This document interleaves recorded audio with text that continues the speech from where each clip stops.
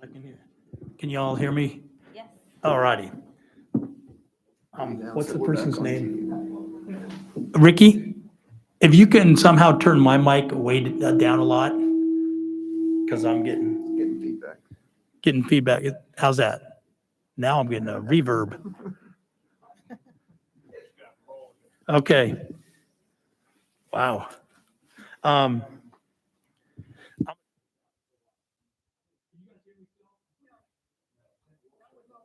and it won't show up on TV. All right. Try mine. Let's skip over to 3.4, report from student board member Kai.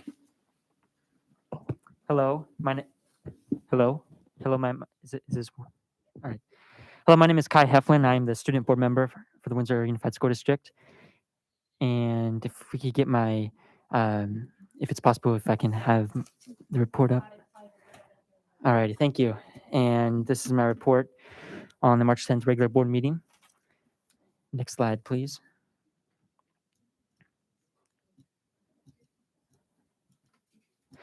For this meeting, I am presenting a survey that I did of Windsor High School students regarding the lift of the mask mandate, the indoor mask mandate. And the rationale for this is to ask students about their thoughts regarding the indoor mask mandate lift to gain better student perspective and insight. And this survey was done on Google Forms, and it was very simple but direct. There were 2 questions asked, which, for example, quote, will you still wear a mask indoors after the indoor mask mandate is lifted? And the other question is, please describe your thoughts about the indoor mask mandate being lifted. And so roughly 2/3 of the students, and there were about 70 responses. And so 2/3 of the students said no to still wearing a mask after the mandate is lifted. And about 1/3 of the students said yes to wearing a mask indoors after the mandate is lifted. And so a brief summary of this is on the section of the open-ended question about asking the students to describe their thoughts. Many students felt relieved and glad that the mandate will be lifted, while others felt that they still wanted to wear a mask for personal reasons, or feel that the mandate lifted is too early. Next slide, please. And so just before I end my presentation, so I have a few quotes from the students.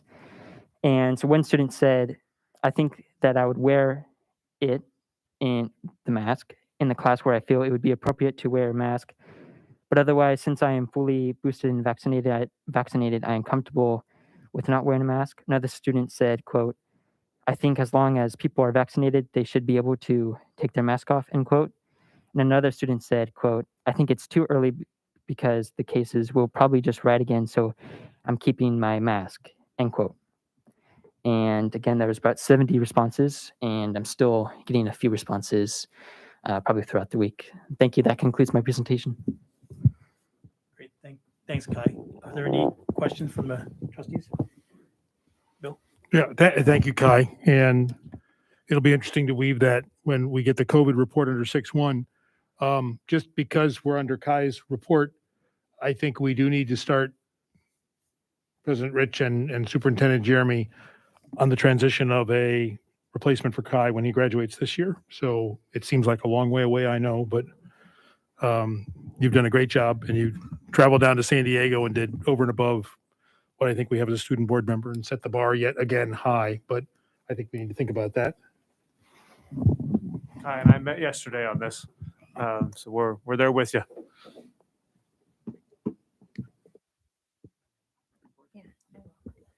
Thanks for your presentation, Kai. That was a great question that you asked, and I'm glad we have the input. Thank you. Yay. Kai, you are going to be hard to replace because I don't know if we can get another student board member that orders a hamburger at a fish place. But it was fun. It was fun having lunch with you. Moving on to 3.5. Thanks, Kai. Moving on to 3.5, Superintendent Decker, Superintendent's Report. Yeah, so I want to talk about a study session that we had as a board recently, and kind of some of the outcomes that I'm planning to implement based on what we discussed. So so last week, it was last week, wasn't it? Yeah, last week we had a discussion centered around kind of the course offerings, the direction of the district, really what we stand for in Windsor Unified with regard to course we offer and where our focus is. And from that meeting, I've done a lot of thinking and listening to you guys and your thoughts.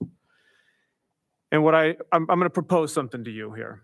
Okay, so the plan that I think I have in place that still needs to be fleshed out further is I'd like to develop a portrait of a Windsor High School graduate and caption kind of what we do under that umbrella.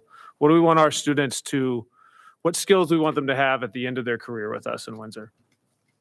And this year, so kind of breaking this into 3 parts, okay? So for the first part of this plan, I'd like to focus on engaging the community, getting a lot of background knowledge, comparing ourselves with other high schools, what they offer, what we offer, and really doing a deep dive into the historical course offerings that have been here in Windsor.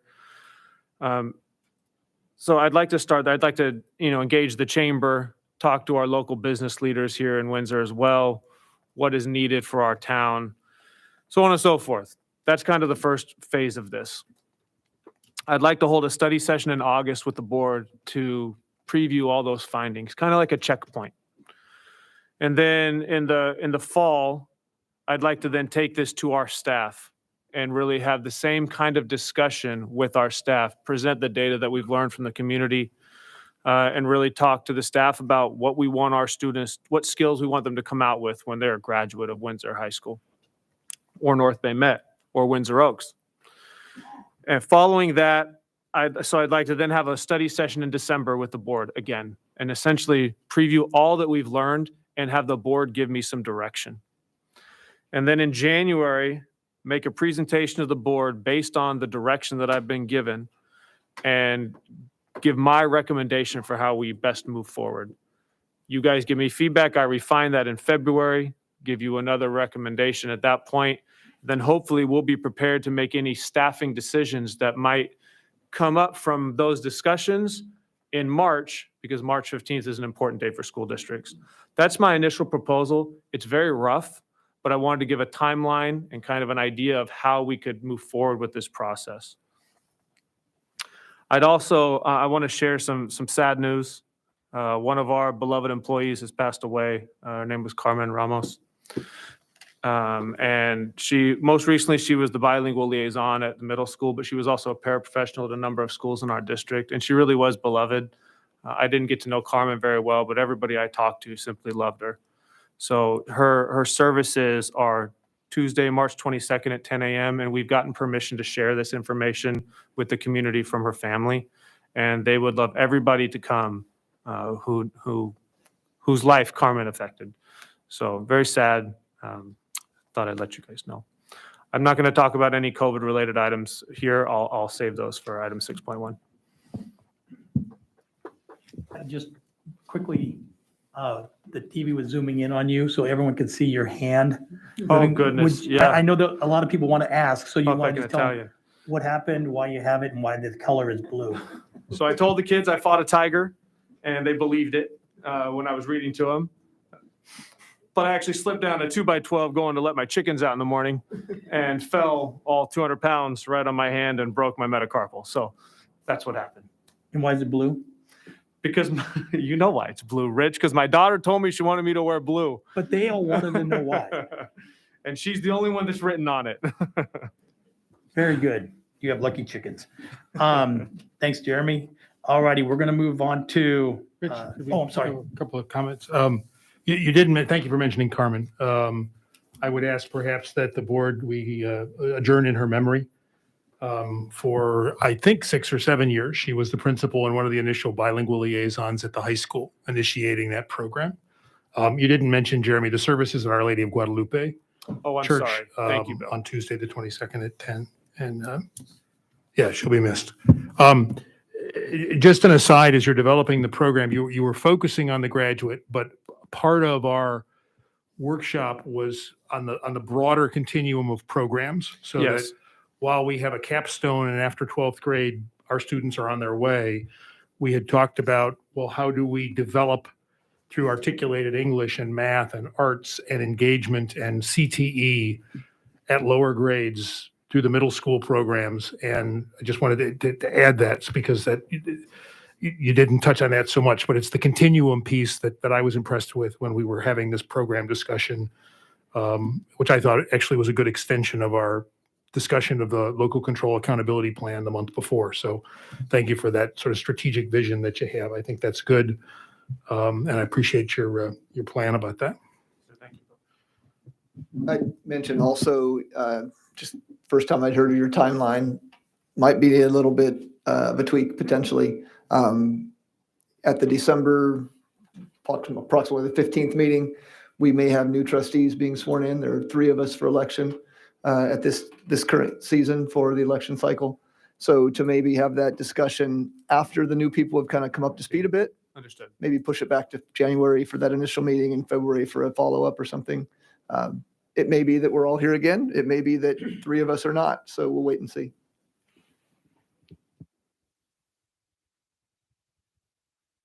Are you doing public comment on each thing or all at once? Each thing. Not usually on a report, but if you would, if there's something specific to our superintendent's report that you'd like to talk about, sure, I'll open that up.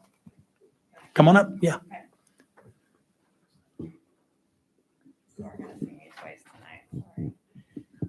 Danielle Feldman. And I wanted to thank you guys. I did get a chance to watch the board meeting, the special board meeting while it was happening, even though I wasn't there. I saw that you guys spent a ton of time talking about it in detail, and I really did want to thank you for that. Do wish that had happened a bit before, but one thing that I had noticed that I really wanted to ask was that everybody tried to reframe their thoughts about art education. That was one thing I noticed consistently throughout the whole meeting. So to try to think of art education as a requirement and not as an elective. 88% of California students aren't receiving basic art education that's required by California state standards. That's not true here in Windsor Unified. They are receiving that education, but in order to bring all California students up to that standard, we need to just really rethink how art education is considered. It is a requirement. It's a requirement by standards. It's a requirement by just being human and everything like that. So that's the only thing I ask. Otherwise, I really appreciate all of the consideration and everything that you put into it. Thank you. Thanks. Just so we can all relearn this a little bit as we go. So normally, the public comment that would happen at this point would have been specifically with what Superintendent Decker had just spoke about or his report. So what you had talked about would probably be something that you would have talked about in the normal public comment in the front. And it's okay. We're all relearning all this. I'm still learning it as we go along. And so anyhow, just as we go along, try to go from there. So thank you. Is there any other public comment about the superintendent's report? All righty, we'll move on to staff association reports. Pete and Brad, here we go.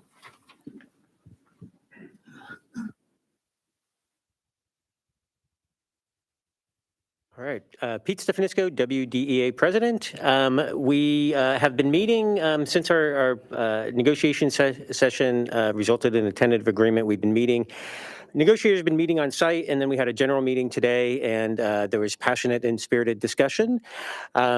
And so we hope to vote probably the first week back in April. We're trying to get electronic voting going through a company. And there was a little discrepancy between who CTA thought was a member and who HR said were paying dues. And so we're trying to match those up. But we hope to have a vote done by the first week of April. Brad, is there any? Okay, thank you. Moving on to 3.7 board trustee reports. Is there any trustees that would like to bring something up? I would just mention it was brought up by Superintendent Decker and Trustee Adams mentioned as well that we did lose our staffer, Carmen Ramos, this past week. I knew Carmen pretty well. She helped us a lot with the the 2016 bond and doing translations at superintendent hirings and different situations throughout the district through the trustees here. Wonderful lady. She'll be very missed by a lot of the students and staff that are here. And so those of you that are available, please make sure that you can reach out to her family or attend the services if possible. And as Bill mentioned, we'll do a little closing in her honor tonight.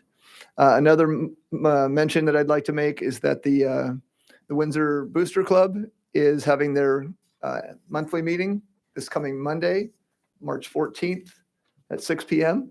They do that at the high school in room D103, the D wing, room 103.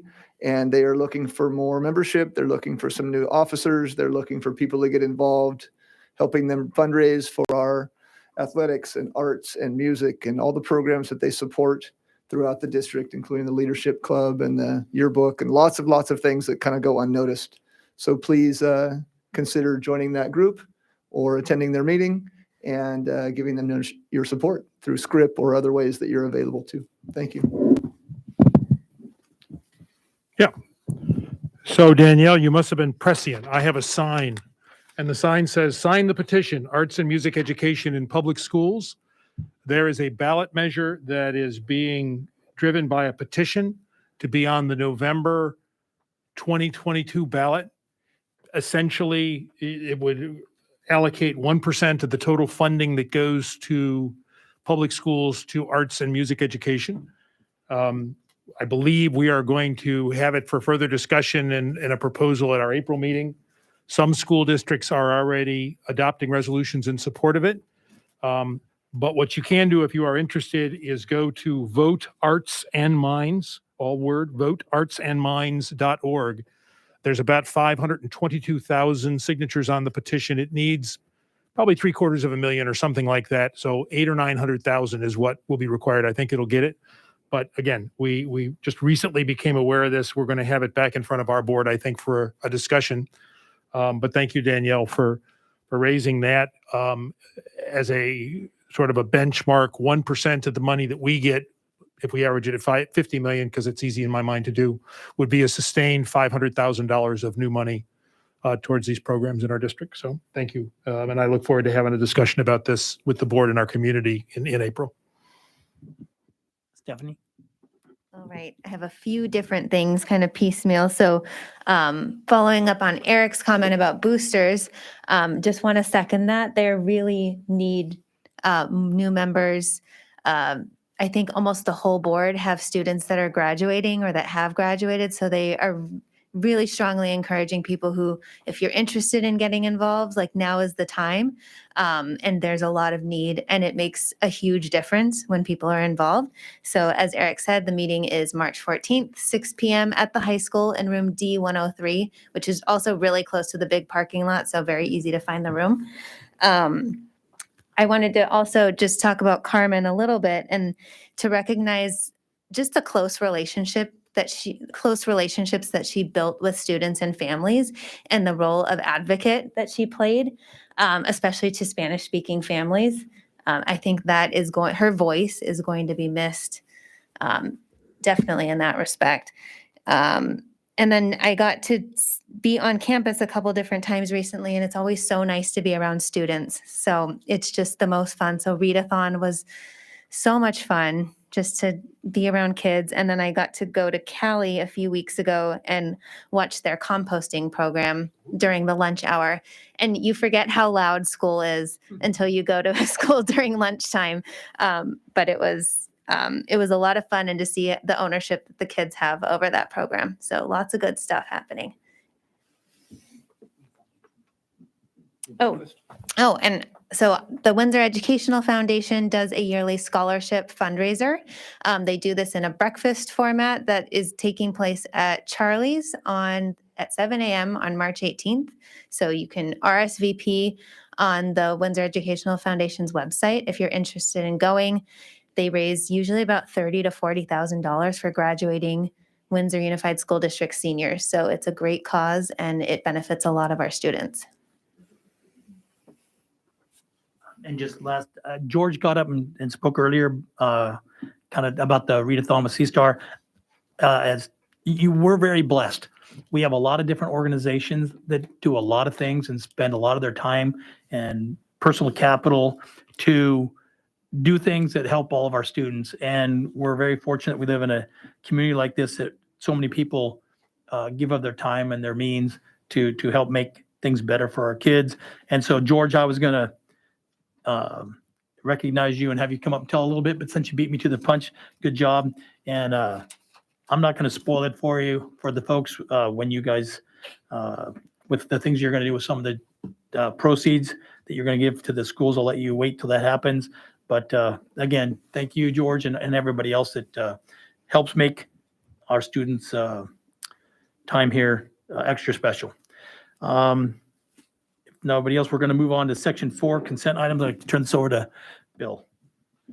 Okay, for our consent action items under section 4 of our agenda, I would move that the board consider approval of items 4.1 through 4.14 as listed, with the exception that we would like to pull at the request of Lisa Saxon 4.3 for some discussion and amendment, and also 4.6 based on some closed session decisions, the personnel order. So I would move approval right now on a single vote of 4.1 to 4.14, except for 4.3 and 4.6.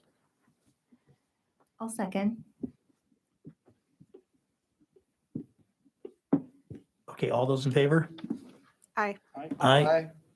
Any opposed? Alrighty, that'd be 5-0. And student board. So Lisa, why don't you go ahead and present on 4.3 then? Yeah, so there's just one small amendment. The A through G designation was erroneously added to the health course proposal and should be deleted, and we would request your approval with the non-A through G designation. Okay, with that amendment, I would move approval of that. Are there any questions of the board on that modification? Yeah, actually, can you clarify that? Because I'm not sure I understand. I think what I understood you to say is that those A through G requirements were applied to that health class. Correct. So we would not be applying through UC Doorways to get the A through G designation. It would still be a graduation, a local graduation requirement, a California graduation requirement, local for the full year, and still count as elective credit towards graduation, just not the A through G designation. Okay, thank you. You're welcome. So I need a second and a vote. I'll second the amended 4.3. Okay, all in favor? Aye. Okay, thank you. With regard to 4.6, the consideration approval of personnel assignment order, the modifications made in discussions in closed session is to remove at the employee's request 1 certificated retirement and to deny 2 leaves of absence. With that, I would move approval of the personnel assignment order 2022-8. I'll second the motion. All in favor? Aye. Okay, thank you. That concludes our consent calendar. Alrighty, thanks, Bill. Moving on to area 5.1. I'm just going to read this real quick. As part of finalizing a marketing plan for the district, discussions about branding, logos, and marketing is necessary. This is going to be presented to all of us by Heather Bailey, our coordinator of the district communications.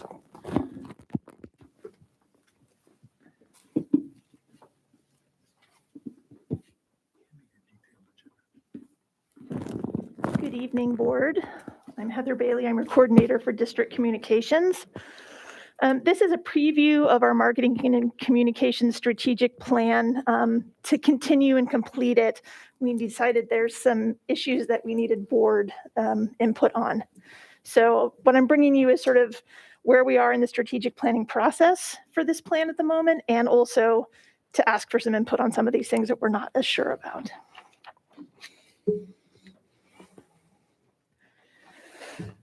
So why is a strategic marketing and communications plan important? It helps you evaluate the current environment, assess where the organization is in its existing state, and it envisions how to move forward. It creates a roadmap from where you are now to where you want to go, and it helps you define who you are as an organization, which is obviously something that's very top of mind for us right now. It helps identify goals and the best ways to reach them. And good planning will ensure that when you're making marketing decisions, you're making them for the right reasons. So our strategic planning process has begun. We've created an mission statement. Our target markets have been identified. The current status has been analyzed, and we've done a marketing survey. I've also created some promotional concepts. All of this will be covered in the presentation here going forward. But the areas where we're going to be looking for some board input this evening is on our concepts of branding, logos, mascots, program names, things like that.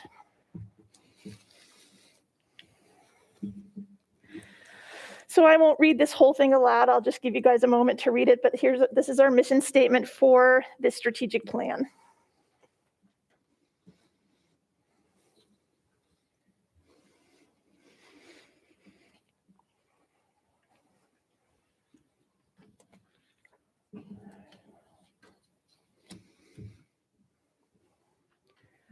If we're good, I'm going to move on. So it doesn't take a genius to see that our target market would be families, but I'm sorry. Yeah. I clicked the wrong page. Can we go back to that one real quick? Because I did have a comment, and I'm not sure if you want us to comment, if you want to go all the way through it and then have us kind of go back. Which would you prefer? It's your choice. yeah, I Okay, kind of okay. think all the way through it. No, that's all good. All right. Yep, not a problem. Thank you. So obviously our target market are families. They are our customers, for lack of a better way to put it. However, who a primary decision maker is and what their concerns are does vary when you're talking about young elementary age children versus middle schoolers, high schoolers. Ultimately, in both groups, of course, parents are the decision makers, but as the kids get older, they have much more of a role to play. They have much more say in the things that they're interested in, what attracts them to a school, what's going to have them going to their parents and saying, hey, I want to go there, or I want to do this program. When they're little, it's obviously a far more parent-driven decision process. So Windsor has a lot of really unique offerings, and that's really a tremendous strength of our district. We're a large district, but because of our cluster schools and the core programs at the high school, we really keep that small feel and really help promote lifelong relationships between our students and families as they go through our system. We're going to be having our expanded TK pre-K, which I know you guys are all familiar with. We're going to be starting a before and after school care program. And then, as I said, the core system at the high school, the bilingual immersion education offered by Cali, the Big Picture Learning Program at North Bay Met and Windsor Oaks, our CTE offerings throughout middle and high school, and of course, our arts education programs. So step one of preparing to create a plan was I conducted a marketing survey over 3 weeks in late December and early January. I opened it to the entire community because I wanted to hear from some families who had left our district, as well as families that were currently in the district, because I wanted to hear why perhaps they hadn't stayed.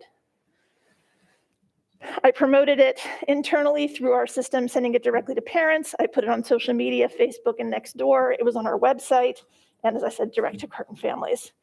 We put it out in English and Spanish. And there were additional questions on the survey for families who identified as having left our district. We received 378 responses to the English survey and 36 to the Spanish survey. All of the grade levels and school sites were represented in families that responded to the survey, and the numbers pretty much followed our enrollment. So the biggest numbers of respondents were high school and Cali. 69.7% of the English-speaking respondents and 75% of the Spanish-speaking respondents had been in our district since TK or kindergarten.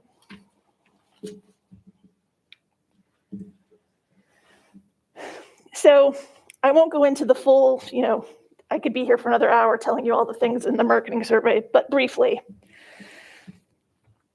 Our strengths that came through time and again in response after response was that it's the reputation of our district and its teachers, the community and family-friendly nature of our schools and how they support their children, the high school core system, Cali and its bilingual education program, our cluster school model, and the overall, as I said, small town feel of our schools. Parent concerns included things like discipline, bullying, and safety, communication primarily from the sites and the teachers. COVID protocols, which was honestly a mix between people who felt we'd done too much and people who felt we hadn't done enough. The cluster school formation and traffic at all of our school sites, especially during drop-off and pickup. Yes, in case you're wondering, people who love the cluster schools and people who don't like the cluster schools, it was pretty much 50-50. In general, our Spanish-speaking respondents were more satisfied with Windsor than their English-speaking counterparts, with 91.7% of them saying they would recommend Windsor to friends or family, compared to 60% of English-speaking parents. However, I'm still pretty happy with the 60% number. There were a few comments concerning racism within the district and perhaps needing better supports for some Spanish-speaking families. So based on some of the findings there, and also what I think we have to offer as a district, I've created some promotional concepts. One challenge we face with creating a marketing or promotional concept for the district is we really have three pathways. We have our district as a whole, we have North Bay Met and what it offers, and we have Cali and what it offers. That's really going to require almost a three-pronged or sort of separate marketing and communication pathways so that families in Sonoma County, because we'd love to draw some families in from the outside, can really get a full picture of what our offerings are and get a real comprehensive understanding of why we would be best for their child or children.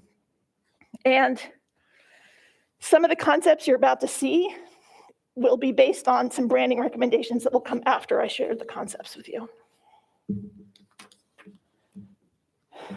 In addition, you're also going to see that I've done two sets of concepts for our three pathways. One is based on using our mascots and as our branding, and one is sort of a more generic pathway.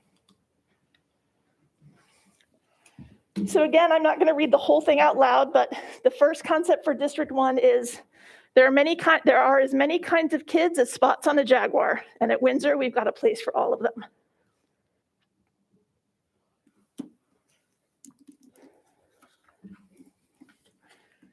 The concept here is not only really building on our Jaguar mascot and what that can represent, but also that we really do have an incredible diversity of programs in this district. And no matter what your kids' dreams are, we have a way to help them get there. Are we good if I move on, or do we want to make it a minute? Okay. So this is the more generic district concept. Care for the whole child the whole day. Let Windsor's unique offerings give you peace of mind and ease your wallet.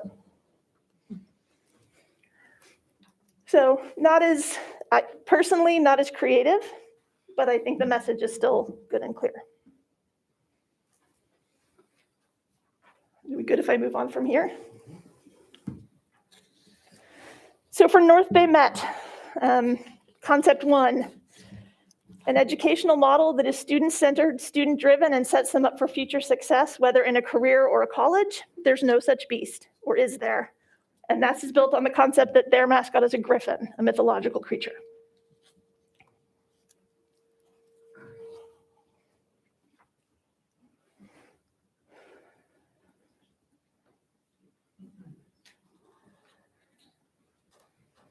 We good? Concept 2 for them does still keep the griffin as part of it, but it's just a little, it's not quite as, I don't feel there's as much oomph as this one, but it's let our griffin stand guard while your student explores at North Bay Met.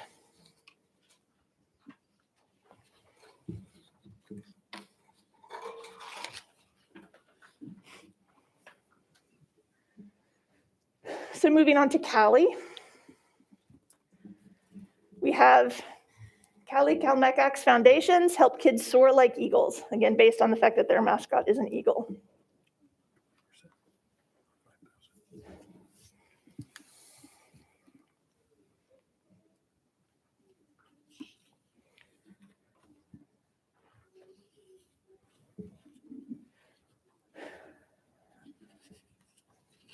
Are we good to go? And number 2, and I apologize in advance that my accent is terrible, But culture, community, and conocimiento come together at Cali Calmecac Language Academy.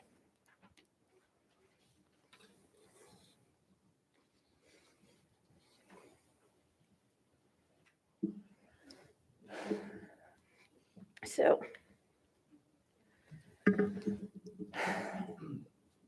Windsor has a branding problem. And please understand that everything I'm about to say is said purely with my marketing hat on. I do very much understand that there are additional considerations throughout the district.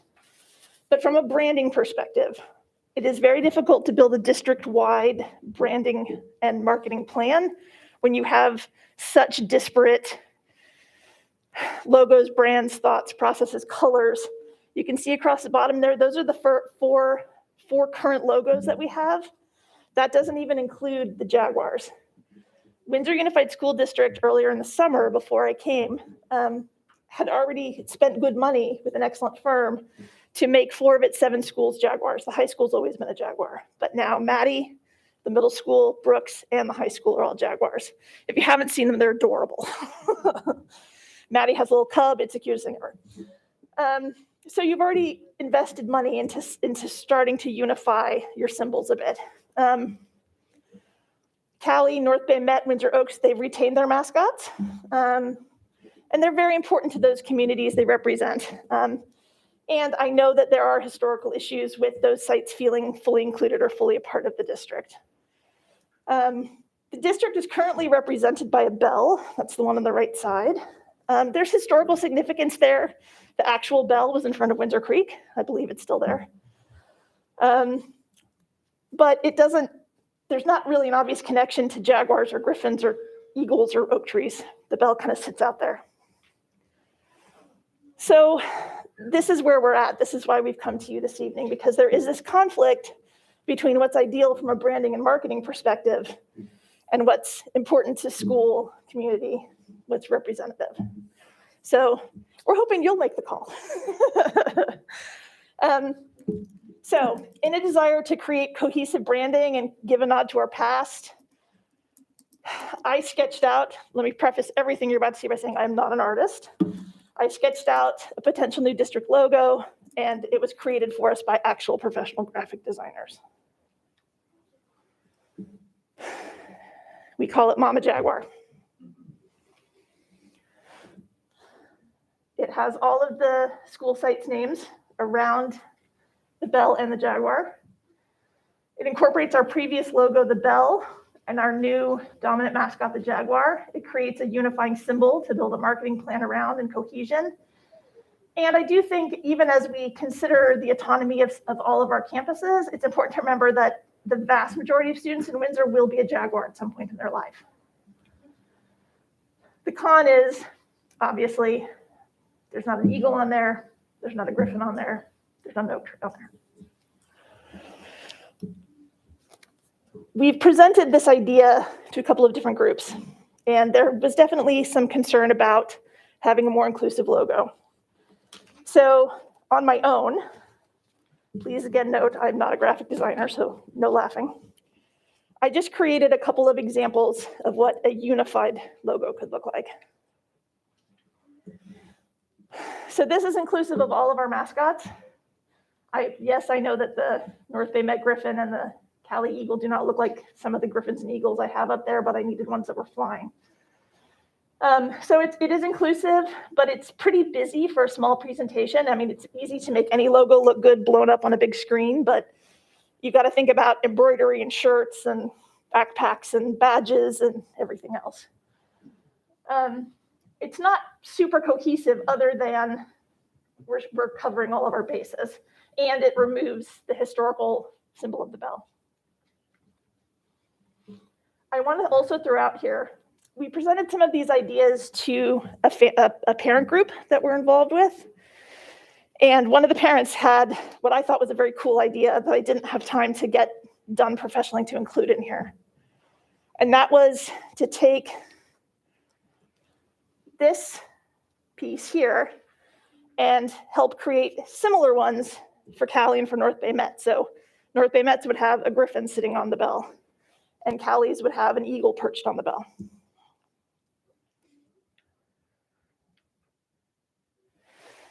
So here's the beginning of where I need some direction. Marketing strategies are built on branding, so our branding needs to be defined. Are we Jaguars? Are we Bells? Are we lots of things? Are we several somethings? We need to determine this so that our branding can move forward and I can finalize this plan. So I've created, just to give, well, let me go through the options first. So option 1 for you to consider this evening is that the district moves forward with the new Mama Jaguar logo, utilizes Jaguar branding for district marketing, and then provide North Bay Met, Cali, and Windsor Oaks, and I'll explain the STAR in a moment, the ability, utilizing the same company and resources that the district has, to revamp their logos and branding with their existing mascots and create individual marketing pathways for those programs in addition to what they would get as part of the district marketing program. Once the strategic pathway plan for all those pathways have been finalized, then we can finish this plan and we can finalize our branding plan. Option 2 is that we go back to the drawing board and create something that's a much more cohesive logo using all of the mascots in our district. To go back for a second, I apologize. When it comes to sort of branding versus marketing with Windsor Oaks, it's a little complicated because Windsor Oaks is not a school that you can apply to go to. So we don't market it to outside groups. Obviously, internally, we want them to feel included, so we want to offer them the same resources. But their branding isn't part of a marketing plan because we don't market Windsor Oaks.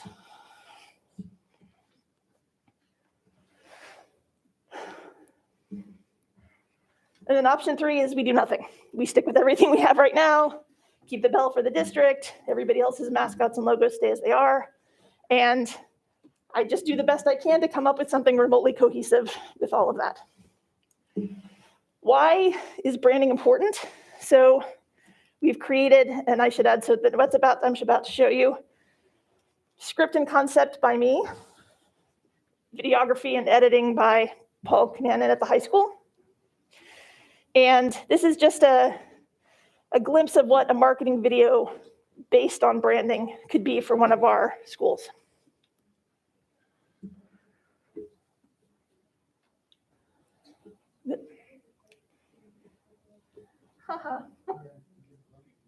That's what we got too. It didn't have a play button on it. There we go.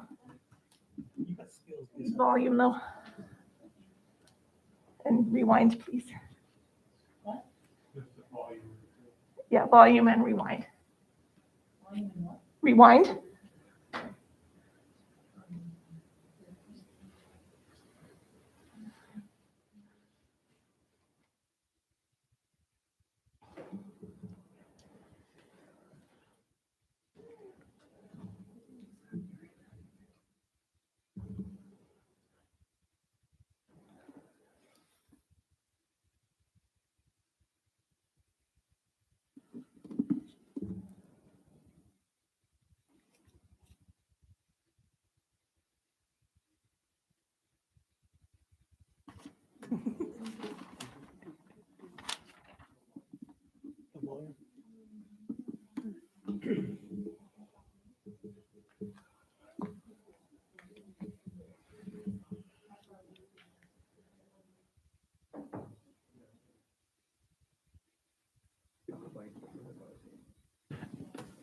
Ricky, can you hear this back in your control room?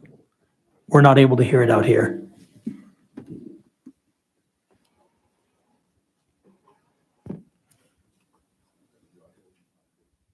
Is it a piece? She's on a PC, right? She's on a PC.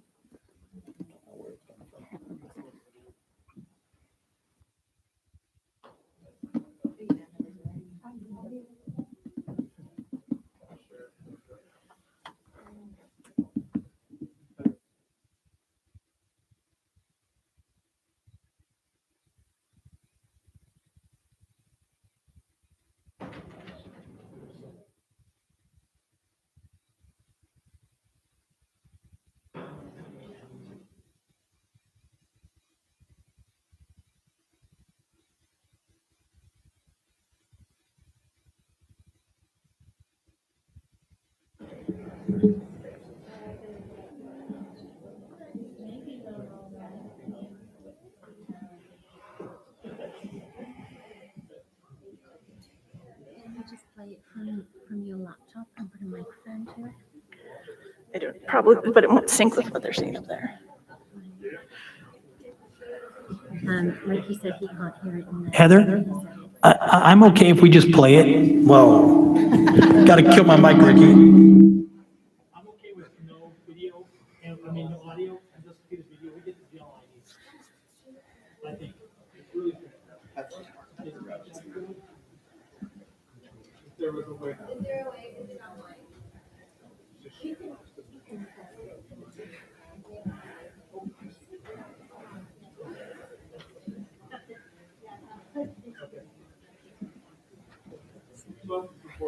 Okay, well,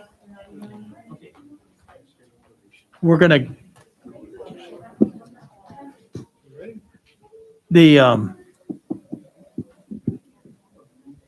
Heather, would you like us to start giving you feedback or?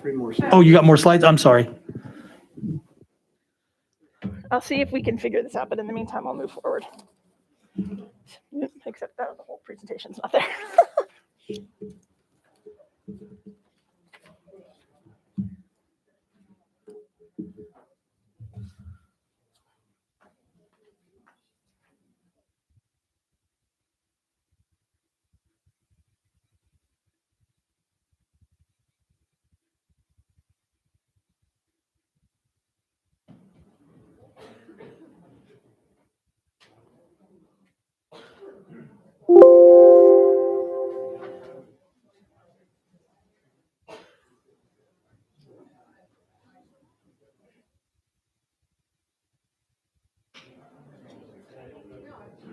Heather?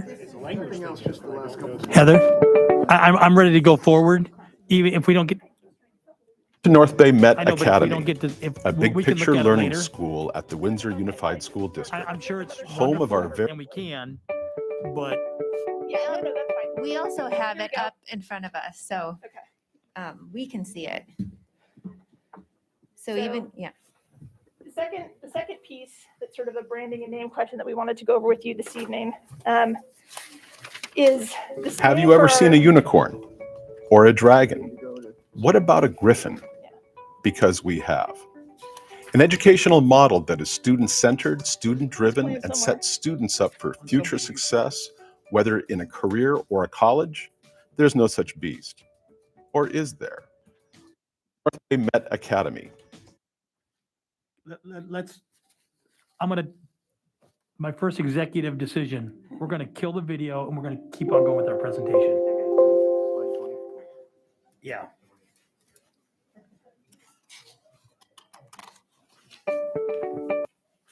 Get the page also, there we go. So in addition, we've been struggling on a name for our new before and after school program. We have a name idea that we like, but we'd love some guidance or approval of it. A couple of the things that was sort of guiding our conversations about a name for the program was we wanted a name that didn't have after school only in the title because we're offering before school, we're offering summer programs, we're offering holiday plans.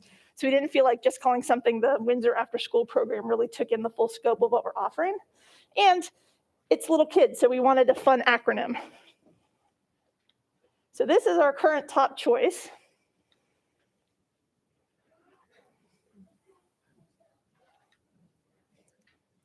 Lisa, can you push it forward? It's not.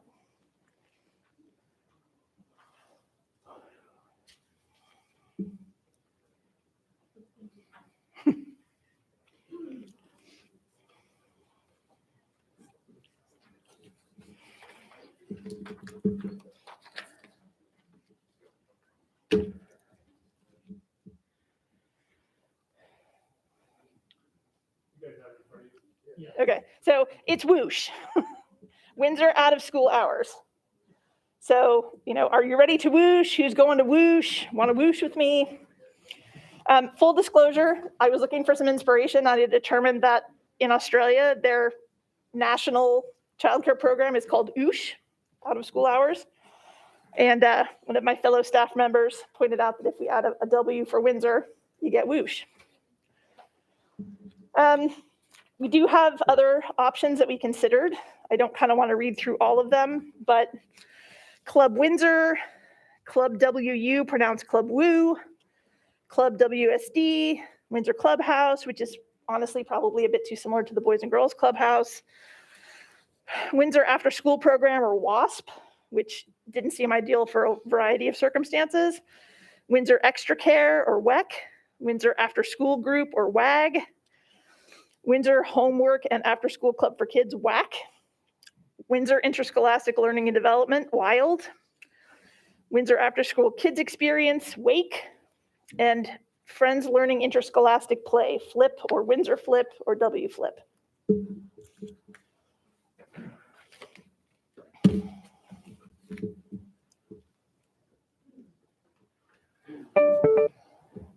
Are we starting discussion? Yeah, Okay, so there's a list of other options that we considered, but we generally are fond of whoosh, but we're open to discussions. So now I'm happy to answer questions. Please consider and discuss which of those options we presented to you you might like us to move forward with, and also what you think about whoosh or other possible names or acronyms for that program. so what I'd like to do is, Stephanie had asked if she could say something, so I want to just kind of go through our, did you have, Well, just procedurally, I Oh. think we should ask questions from the board. okay? Then we'll go to the public. Then we'll deliberate about what we want to do. Oh. Not start deliberating Sure. upfront. In that case, I don't have questions, so I'm going to defer to other board members who have questions, and then we'll go out to the public. So I'm not sure that I actually have questions. I have a lot of comments, so Bill. This whole mascot marketing branding, this is like my baby that I started a couple years ago. And so I have a lot of opinions about it, but I want to make sure that everybody's getting their, so it's not so much questions as much as just kind of some more comments along. I do want to say, Heather, first off, thank you very much, because this is very comprehensive. It's really, it's taken a lot of work to get to this point. And I want you to know that we appreciate that, because you're helping move this thing way further down the road. And so I know we all appreciate that, and we're going to get there. But with that in mind, does anybody have any questions right now that are kind of foremost in their mind? I did have comments, but I will also reserve those until we have had a chance to go to the public. But I think the first question I had is, Jeremy, was there a specific budget allocation to do this branding effort, or is just something that you put together, or? No, it's something that I just made the decision on to move forward with. Okay.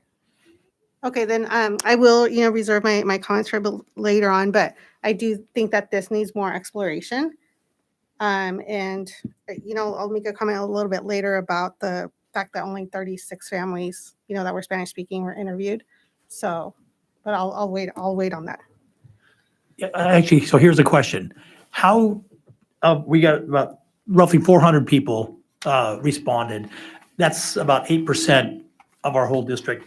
How did we, I didn't remember seeing that it came out, but you mentioned that there was a few places that it went out, including, I think if I read it right, that it actually got emailed to all the, So we sent it out directly to families through our Thrill Share system, and I included, they received a reminder each week of the 3 weeks that the survey was up. It was posted not only on our Facebook page, but I also posted it on, I think, 6 or 7 local Facebook groups, both Windsor Facebook groups as well as Facebook groups in Healdsburg, Cloverdale, the Olivet area, and Sonoma County, and a Sonoma County parents page. I also posted it to Nextdoor for pretty much everything Santa Rosa North in the county. Please keep in mind, it was simply informational, right? It was Heather sending something out to get some feedback to see what we could learn. It wasn't anything formal. It was more just so Heather could get some feedback. Yeah. right. No, I mean, it just, what I got, the reply, 8% doesn't create a trend for me. I mean, it's information I don't disagree. that we did get, but it's not definitive in my mind. I guess it's probably the probably the best way to see it. So is there any other questions anybody has right now, or we'd like to maybe go to the public real quick? Oh, I'm sorry, Bill. So I had sort of a timing question. I'm very interested to the extent that the public has comments, or whether anybody, other than seeing the agenda that went out last week, was even aware of this. So part of my question is, are you looking for us to make a decision today? Are you interested in us getting feedback, giving some direction, and making a decision at our April 21st meeting? What are we thinking about? I will just share, even though we're not deliberating. I am not prepared to make a decision on any of these, although I have some preferences and ideas about them. I would very much like to hear, I didn't hear this piece. What do students think who are going to school here? What do staff think? And then I would ask the students again, because I think it's as much about them. So what is our timing of what you're looking to do? I mean, So the only timing constraint that I would offer you is that the longer we wait to make a decision, the longer before we can move any planning forward. But as far as you as the board taking the time that you need to deliberate and feel comfortable with the plan, of course. Okay. It's just the longer that we take to get to that starting place, the longer it takes to get to the finish line. Oh, go ahead, Stephanie. So I have a question following up on Bill's question, which is, can we break any of these things out? Like, for instance, the before and after school care, can we make a decision about that today? Sure. And then can we potentially have a brief discussion, because I think we have another issue that we need to get to, and we have a lot of parents here who probably need to go home. And want to be able to comment. So I think that if we can even table it later in the meeting, maybe we can do the initial comments. We each get a chance to speak now, just some ideas. I'd like to know if there's questions or comments from the public too before we move on and push it to a different time.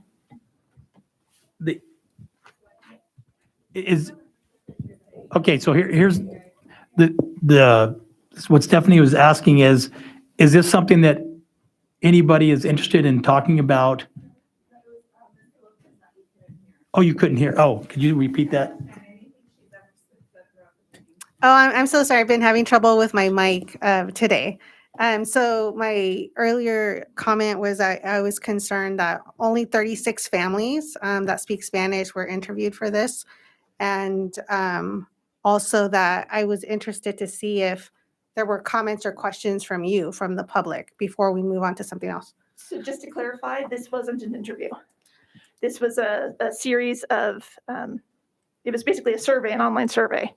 So there was an interview, there was sort of multiple choice questions, and then also large sections where people could answer in sort of a paragraph form. But I didn't interview anybody, English or Spanish. And I want to clarify this, the branding was not put out to families for a survey and things. What was put out is just, what do we do well? What do we need to improve upon? And it just was helping inform how to potentially brand our district based on those responses. Right. I understand. And I totally understand where you're coming from, because I come from the same, world of, marketing. But I do feel that it should be part of our district goal that we reach different diverse sectors of our, families that we serve. And I think it's really, really important, because ultimately, we want to have a conversation about the good quality of the work that we do. But it's difficult if you don't, incorporate everybody into the conversation. And then the second thing is that I don't think everybody has access, to the same level of technology. So I'm also concerned that there weren't other places that the survey could have gone out to, for families that, are maybe not on Nextdoor, or they don't use Facebook. So those were my concerns. All right, thank you. Ma'am, Just a quick comment. can you give us your name? I'm Jessica Licky, and I'm a speech therapist at Cali. I'm also a Windsor parent, and I love the idea to reach out to the Cali community and get their input on changing their logo. I've only been at Cali for 7 years, 6 years I think at Cali, 7 years in the district. But I know that there's a big history there, and I think it'd be really important to engage the Cali community, especially the people that have been there for a long time and were part of like the founding of that logo, in any adaptations to that logo. Great, thank you. Is there anybody else that? So we have no plans on getting rid of the Cali Eagle. That's not part of this conversation at all. Just to be clear, the Eagle's staying. We're not getting rid of the Eagle. This is just more about, can we promote brand the district with our Jaguar while also promoting the Eagle for Cali and the Griffin for North Bay Med. Okay, actually, I think everything is on the table. Okay. So it's all part of the discussion that we'll get back into that part of it in a minute.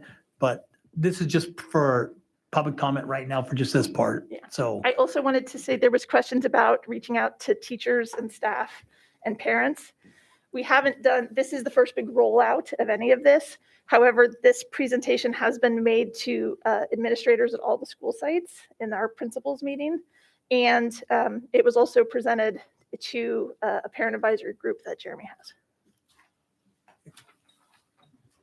Hello, my name is Yeti Fife. Just my 2 cents to throw in. I feel like this is really tone deaf to have this conversation about rebranding in the same meeting that we're talking about laying teachers and staff from our schools.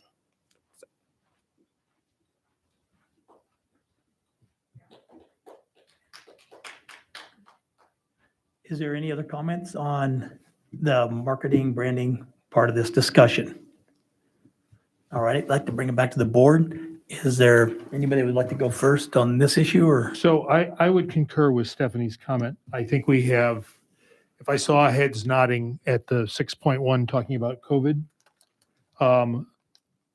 let's at least move that after that. I think we can go, since there was 2 people who spoke on this, we can deliberate about this at the end, and that Okay. would, I guess, be a belated amendment to the agenda, given that we're 10 minutes to 8. Sure. And just as if that was needed a second, but So do I understand that we're making a motion to take this discussion and move it after 6.1 or to another point in time? I'd move it after 6.5, frankly. I would have this one, and then we can have the sort of procedural piece on filling vacancies. Okay. I think we're going to give some guidance. There's a number of things, sort of business pieces, and I think that gets anybody who wants to stay for these exciting things on branding toward the future and what it looks like and what the mechanics of board policies are for filling vacancies can stay, but everything else would be done by then. Very good. Does anybody have any objection to that? No. Do we need a motion or we just do it? We just do it by consensus. All right, so we're going to delay our board discussion on section 5.1 to, and we're going to move it to after 6.5 and go down there. Just so you guys know, we were going to try and do that and have 6.1 first initially, but the way that you're supposed to do all the agending, basically just report and discussion. I'm sorry, go ahead. No, you're fine. Oh. I'm just getting ready for the next item. Oh, report and discussion has to come before that. So at this point, we're moving forward. So with that said, we're going to move to 6.1 COVID-19 update. Superintendent Decker will present this item to the board. Very brief presentation. Just some metrics so you guys know we've been talking about these every meeting. And you see all the arrows pointing downwards. Look at cases since February 14th, we're down 66%. Case rate 66%, hospitalizations, just across the board, we have a significant decline in everything COVID related. Next slide, please. Just kidding, I have it. So if you remember back to January 10th, it was a different time for us and everything spiked. Since January 10th to today, we've had a 98% drop in new cases, an 89% drop in case rate per 100,000.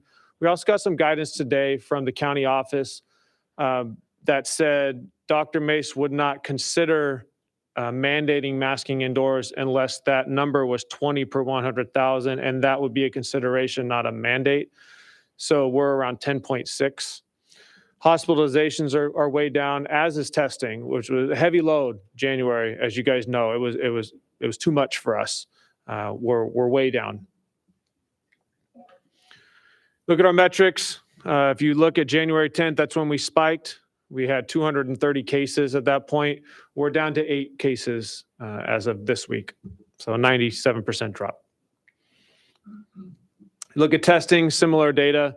Obviously, we spiked that first week, actually right when we came back from winter break, and we're down to very, reasonable numbers of people getting tested in our facilities. So as you guys know, since I put out a letter to the community, my recommendation is that we make masking optional indoors when the mandate is lifted. That would mean that on the 14th of March, when students came back to school, it would be optional if they wanted to wear their masks indoors. So just for clarification, that's the law right now. So on Monday, no masks. Is that correct? What do you mean, Rich? I'm sorry. So the governor's Guidance. Yes, is that on the 14th on the 12th, or yes. the 12th, right? But Yeah. basically when we come back to school on the Monday or whatever, that if we do nothing, if the board does nothing, then that would be, students would be encouraged but not required to have masks, I correct? wouldn't say that. So That's what I'm school trying to- school districts are allowed to go beyond whatever the state or the county has implemented. And right now, we have made the active decision to mask indoors following the guidance of our county health official. I think that if we're going to make a decision, we need to make the decision to lift that as a school district versus simply saying that it automatically goes away. I think that needs to be an active decision that's made tonight. Okay, that's what I wanted clarification on, because I want to make sure that, if we did nothing, where are we? If we do, or do we do something? So Ultimately, it's your direction to me. sure. And so I'm asking that you make a decision tonight, whether to mask or not indoors. Anybody have any questions? I have one. As I understand Dr. Mace's order for our county, and there is some distinctions, that while students would be highly recommended, it's not suggested, it's the right below mandated. But staff, if they are not completely vaccinated, meaning with boosters, and anything less than that, would be required to wear masks. That continues. Is that correct? Correct, although boosters have changed as of today. Oh, So okay. that was a local health order, and I Right. got a text about 2 hours ago from Pete Sullivan that said, now it's simply if you've had your first and second shot, you were considered vaccinated. It's no longer boosted, and the requirement to test has gone from 2 to 1. So we're now in line with California Department of Public Health. That Sonoma County local mandate has been dropped. So those members of our staff, including us and everyone, you and everybody who works for you, who do not have either the one-shot vaccine or the two-shot vaccine would be required to wear masks at school. Correct. Okay, I just, And test. and test. And Okay, test once a week. yeah. Okay, I just wanted to clarify that was the And issue in that's front of only us. for staff, not students. Yes. Understand, thank you. And that the booster has been removed from that requirement. It has. That's just a text message. I've seen nothing beyond the text message. Pete Sullivan is usually correct in these things, though. Sure. Okay, thank you. All right, thank you. I've heard, okay. Any other questions, Stephanie, for anybody? I was just going to bring up a question to you. Have you heard of other districts in Sonoma County that are choosing to go beyond, as you mentioned, we could choose to do potentially? Yes, I can, most of them are smaller districts. I believe Santa Rosa has not made, some of my data is a couple days old, Eric, but I don't believe Santa Rosa has moved to remove masks as of March 14th. Thank you. I hadn't heard. Mark West has made the call. Cloverdale has made the call. There are a number of districts. They're all over the place. The ones that have made the decision to base it on certain metrics are mostly smaller districts. That's what I can say. So there are a few districts that have said if the case rate is under 50 per 100,000, then they'll do it. But that's not the recommendation from county health. Thanks, Jeremy. I'm going to want to, if there's no more questions, I'd like to, at this point. So if I might, Rich, I'm sorry. Sure. I frequently would like to go before we deliberate. I think if we have a consensus of whether or not we are leaning towards following the superintendent's recommendation, Right. which you didn't really cover the staff issue, but now you've clarified that, I think that might be helpful for people to know. So we don't have 25 people who come to say this one or that one. I If we agree, have but I that did, consensus about that. I'm good with that. I'm glad you raised that because I was going to say the exact same thing. If we could each go and kind of say where we're at. I'm going to go, how about if we do it by, we'll do it by weight. I'll go first. I'm ready. Well, there's two letters that I got. I'm going to preface this with, I got two emails that came in that could not be here, or at least one of them said they couldn't be here. And it was one parent that was urging us to go ahead and make it to where it's recommended, strongly recommended, but it's still a parental choice. That's where I am, and that's where I've been for a while, that I think that this is supposed to be a parental choice. And then there was another letter that I got, but I'm going to read that later when we come back and discuss a little bit, because I think there's some things that we as a educational community want to still factor in. But for me right now, if this is what I know that the town council and stuff, they sometimes say, hey, do we have a little straw vote before we go to the public? And right now I'm very strongly in favor of letting our parents decide what's best for them and their kids at this point. So, and if anybody else has something they'd like to. Are we gonna do a straw poll? Oh, Or are we gonna just, I thought we were just going to say something about it. If you, Well, that is a How- straw poll. however y'all want to do it. or do we make a motion? I think it probably makes sense to do a straw poll to at least honor the people who came. Okay. And then maybe see if they want to come up still. Okay. Well, if you don't mind, I'll go next then. Sure. So I've shared this many times, and those of you that don't know me yet, I'm an educator as well. I teach at a junior, senior high school, not in the Windsor community, elsewhere. And I've been masking for nearly 2 years now with my students every day.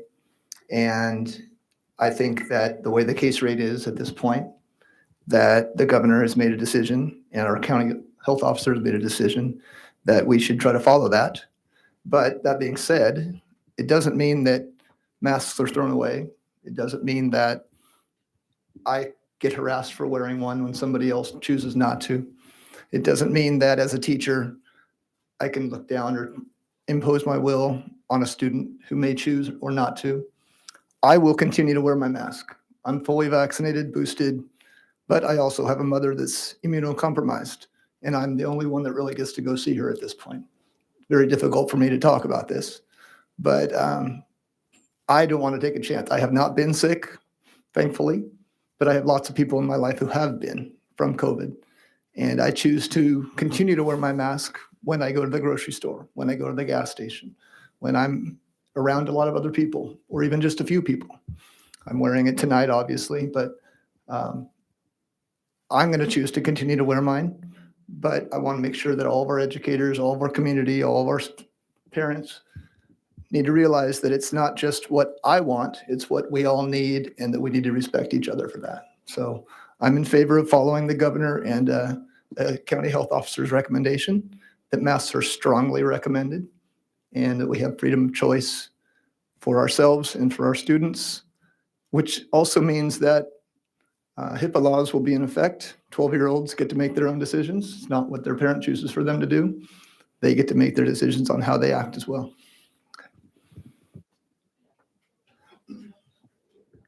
All right, I'll go next.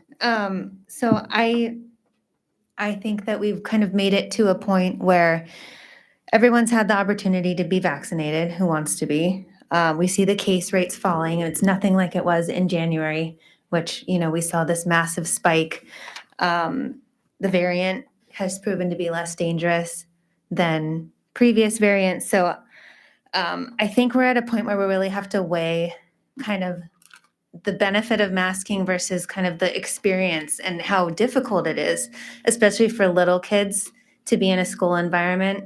Not just little kids, but I mean, imagine learning how to read with a mask and kind of the issues that get exacerbated. So I have to kind of think of it, you think about everyone, right? You think about the younger kids, I think about the older kids. Like my husband teaches at the high school and his students have never seen his face. I mean, that makes an impact when you're a male teacher. You know, do they know that he's smiling at them, that he cares about them? So just all of these things that affect the experience that our students have. But at the same time, you know, we have students that are immunocompromised and that might not be safe in school where masking is optional. So we also have to think about them. Like on the board, we have to think about everyone who reaches out. So my ask for you, Jeremy, is can we, you know, I think that we have a few students who are probably impacted if we decide to unmask. Can we really look at this from like an accommodations perspective and how we can potentially help them in their day to make sure that there are adjustments made maybe in their classroom, maybe where they have space, they're able to social distance for those particular students so that they can be in class? Because I'm in favor of making it optional. You know, I'm in favor of optional masking, but I do think for those particular students, if we can work with them in their schedules, not the other kids, but those particular students to make it safe for them. You know, I think there's an avenue to do something like that. I think there's an avenue. Traditionally, it'd probably be a 504. So that could be a way to do this. There's a process to that. Or it could just be simply working with that family and that individual and that classroom as well. So I think as these come up, we'll try to do our best to accommodate everybody. Right. Right. So the thinking, like an example, so we have a third of high school students who's saying they still want to mask. Maybe that student sits with the kids that are masking. I think If they choose. I think that we Yeah. can look. Let me Here, go. Okay. Guys, yeah. please. We need, let's, I think that there's a lot that we can discuss, and I think that we take everything as it comes and we try to make the best decision for our kids, just like we would do with any other topic. Yeah. So every classroom is a little bit different. There's culture in every single classroom. And so I think as this stuff comes, we as educators and people who care about kids in our school district take in the information and try to take care of our class, our kids, our school. So I don't think that I'm going to make some blanket statement that this is our policy. Right. I think that we take this down to the individual level and that classroom level and really try to solve it there. Right. Thank you. Yeah. I'd like to go next. And I wanted to go next because I do want to reiterate Stephanie's comments. And I honestly, I was very excited and looking forward to this day when I could say, oh, everybody can choose to wear a mask or not wear a mask.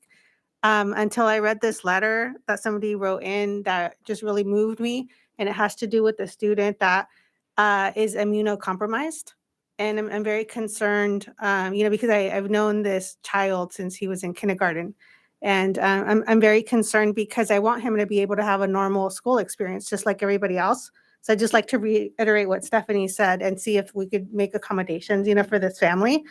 And then I just also wanted to add that, again, I was really looking forward to this day because I know we have especially an audience of people that, are really in favor of masks being optional. But also wanted to say that my daughter who goes to the high school is one of the ones that feels more comfortable wearing her mask, because she had COVID not very long ago. And, I encourage that. I tell her, if that makes you more comfortable, then that's what you should do. So I also want to make sure that we are reminding our faculty and our students that, we encourage them, to make that decision for themselves, that we are in an environment where they're encouraged to make a decision, whether they want a mask or not mask. So that's all I wanted to say. I'll go next. So I agree with the governor's guidance as well, and also with my fellow board members. And from the student perspective, I also understand with from the email that we all got from that the student who is immunocompromised. And for me personally, I will continue to wear a mask because I have an older sister who is chronically ill, and just to keep her safe. But also it's now the time. In terms of, case drops and rates to have it optional, and I also respect that. Thank you. So I think we have a consensus to follow. I agree with your recommendation. I did want to point out the issue with staff.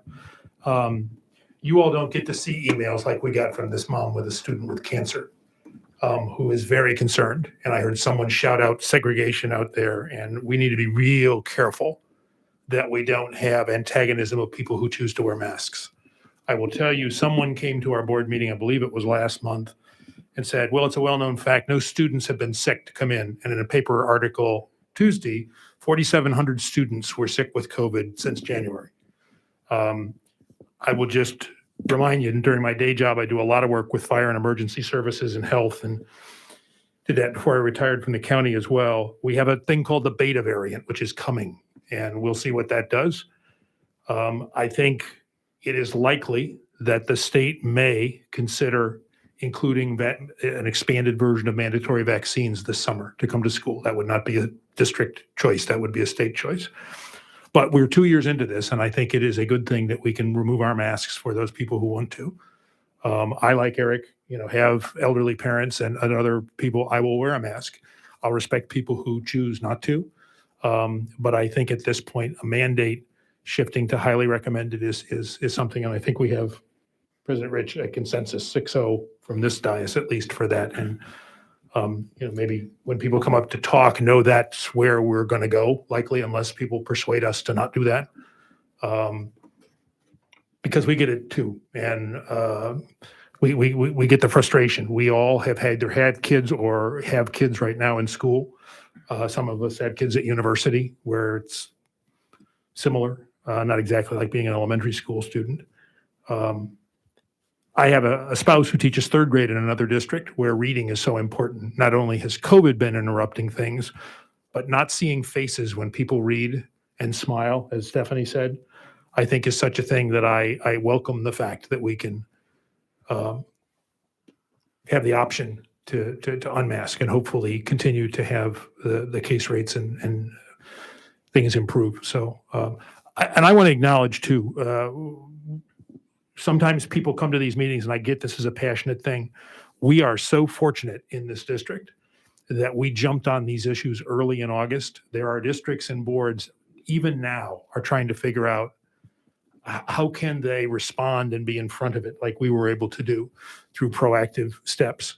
And I want to acknowledge that again, because I think like many other innovative things we've done, out of a bad situation, we applied that same philosophy. And thank you for your leadership and everybody on the teams, Jeremy, because it made a difference here.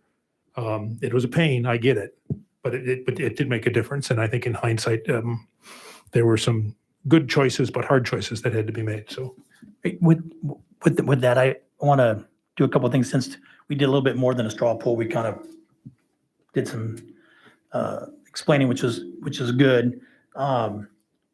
I had been waiting to get a reply back from the parent that sent us the letter about their son. And I just got the email that it was okay. I asked her for permission if I could read her letter because she can't be here. I need to preface this with some years ago, I had cancer myself. And when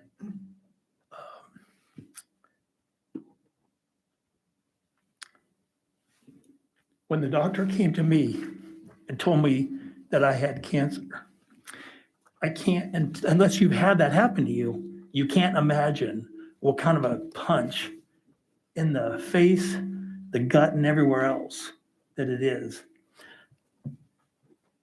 And yet, I was 56 years old, and I was saying, you know what? If things don't work out my way, you know what? I've had a pretty damn good life. And I've got a great family. My kids are all older. They're healthy. Life's pretty good. And then I kind of went through my process of getting healthy and what have you. And, I've been blessed and I'm healthy. And then when I read this letter, now I had already, before I got this email, you just have to understand, I had already in my mind said, hey, out of respect for everybody in our community, I wanted everybody's voice, the parents who want let's just say the 66% of the kids' parents who want to not wear masks anymore, and yet want to respect the 33% of the kids who want to wear their masks. We wanted everybody to be able to come in and talk. That's kind of why we waited till this meeting, because we were able to let everybody have their voice heard. Be respectful of all of our parents. But when I read this letter, I already knew which way I want to vote on this. And I read the letter. It didn't change the way I want to vote, but it kind of reopened the scab, so to speak, because it's one thing for you to have to be sick, because we have control over our sickness, over our attitude, how we want to deal with it. But we don't have near as much control over how our kids are sick and how they have to deal with things and how we have to watch them, because they haven't had a full, rich life. They're just little babies. their whole life's in front of them. So I asked the mom if I could read this letter because I hope that irregardless of how we vote, which it sounds like we're all going to vote a certain way, I want everybody in the community to know that it's not really black and white. It really is an issue separate to every individual. And this is irritating me, the way this is reverbing. Anyhow, I'm going to turn this off. See if this is better. Oh, more better. A lot better. So I'm going to read this. Sorry, I read slow. Maybe you'll absorb it better. I've kind of taken their name out so they can have their privacy, but they did share with me that I could share the story. It says, our son is a freshman at Windsor High School. He has been battling osteosarcoma, which is bone cancer, on and off since September 2019 when he was in 7th grade. Right now, he can attend school in person because indoor masking is required. It is still a risk for him because not all high schoolers wear their mask properly or at all times, even though it is a requirement. But having the protocols in place has been helpful, and we have been able to keep him safe in school. He deserves to be safe in school, just like all the other children. As parents, we have had to balance his safety with his quality of life. These are difficult decisions, but knowing safeguards have been in place at schools have made it easier. During the Omicron surge, when the school district was so overwhelmed and unable to control the outbreak, telling parents to assume exposure, we had to make some hard decisions to keep our boys home for a few weeks while things improved. As the parents of a child with a complex medical issue, we ask you to consider continuing the requirement of indoor masking in our schools. We understand that many parents are not in agreement and wish to have their students discontinue the use of masks. We wish we had the good fortune of not worrying about our child's health, but we do not. And removing indoor mask requirements creates an inequity in our school districts, making it unsafe for those children who require more protection. This community has been extremely kind and supportive of our family, and has continued and continues to go through this childhood cancer journey, offering support, prayers, meals, and kindness. It is difficult for us to understand when people are willing to be so thoughtful, giving, and kind, but then are hesitant to wear painless masks in the indoor setting to protect our child when it comes to their children being in the classroom with him. We are respectfully asking that you consider our child's safety as well as the safety of other children in our district with complex medical needs. Sincerely, the family. The reason why I wanted to read that is because I want it to be a reminder to all of us that, you know what, we really don't know what our neighbor is going through. We don't know if their marriage is great. We don't know if their marriage is strained. We don't know if the kid's got a learning issue. We don't know if the kid is motivated, but we really don't know what's going on in our neighbor's house. We sometimes don't know what's going on in our own houses. And that's why I wanted to read this, because it really isn't a black and white issue.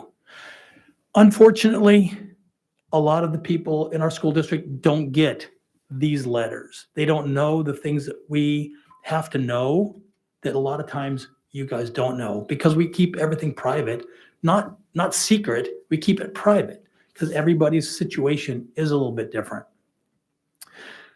This person knows that I was leaning towards voting to lift the masks.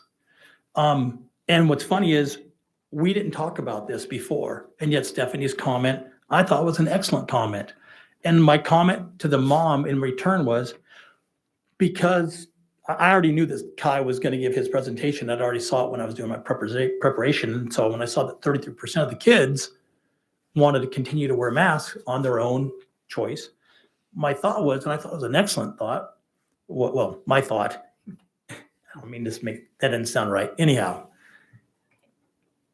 I thought it was an excellent suggestion that of the kids that want to wear masks, if they're in the class with this young student, that maybe the ones that still want to wear masks, they might sit closer to this student to help that student feel comfortable and maybe more protected.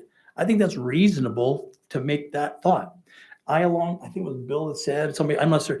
I'm going to be really, really super irritated after we vote this way if somebody decides that they want to impose their thinking over somebody else's ability. If a kid doesn't want to wear a mask, then the parents and that kid made that choice, and that's their choice.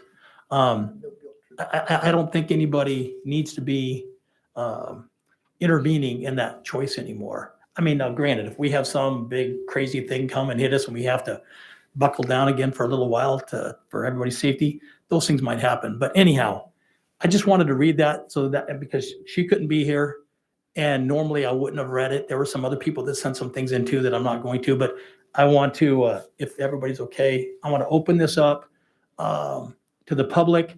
And I did make a mistake earlier, and I want to just point this out because it's been a long time for us as well, that it says, as far as for public comment and whatever, I just really quick. It says, any person may address the board on any consent action item or any item not listed on the agenda. So I kind of forgot about the consent item because we normally just blow right through it. So in the future, the consent action item and things that aren't on the agenda, those are things that we're supposed to be able to normally talk about in public.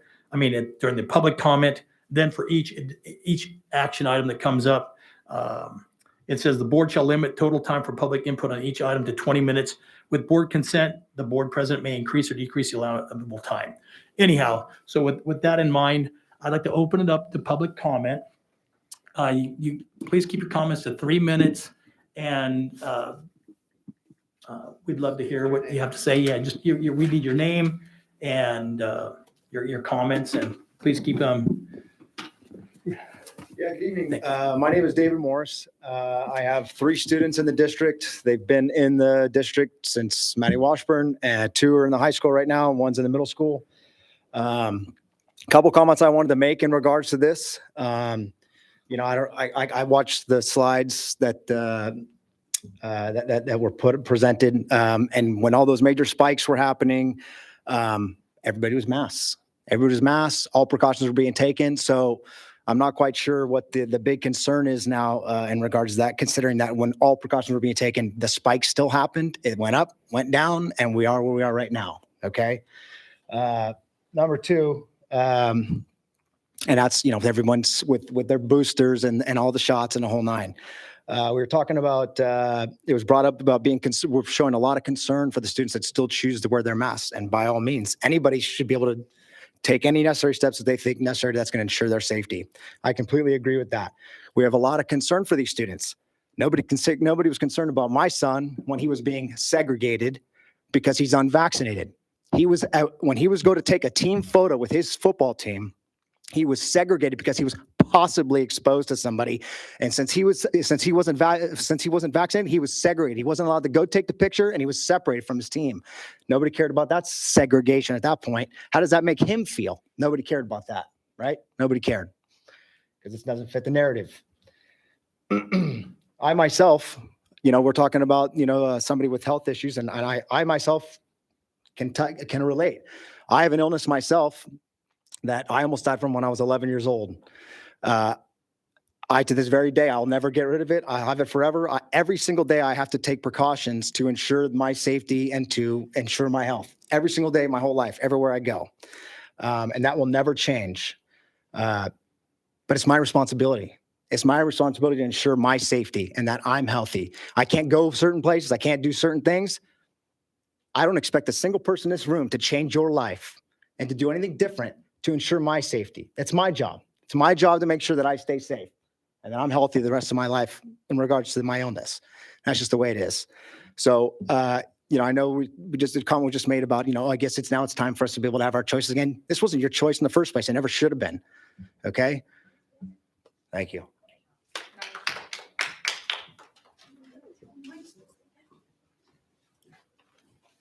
Hi, I'm Julia Feldman. We've all met before. I wanted to ask the board, and by extension, the parents, to educate students that some students. Speak into the mic, we can't hear you. Okay, how's that? Okay, I'll start over. I'm Julia Feldman. I want to ask the board, and by extension, the parents, to educate students that some students may choose to wear a mask. As a parent, I have an immunocompromised daughter. And I too am immunocompromised. When she was younger, when she was little, it scared me every day. The things she couldn't do, the things she could do, and how to keep her safe. And I want to take some of that scariness away for parents who didn't have a choice in what happened to their child. You don't decide that it's okay your child has something or that you have cancer. And those things follow you and stay. So, sorry. You know, I have a family member with long COVID too, and she's been dealing with this, and it's changing her whole life, and it probably will. But regardless of how you feel as an individual, I think it's important that every student feel respected and not judged for their decisions. And I would like there to be something presented to the kids in each class, and make sure there's not bullying in either direction, and that it's okay to wear one, and it's okay not to get sick. Anyway, thank you.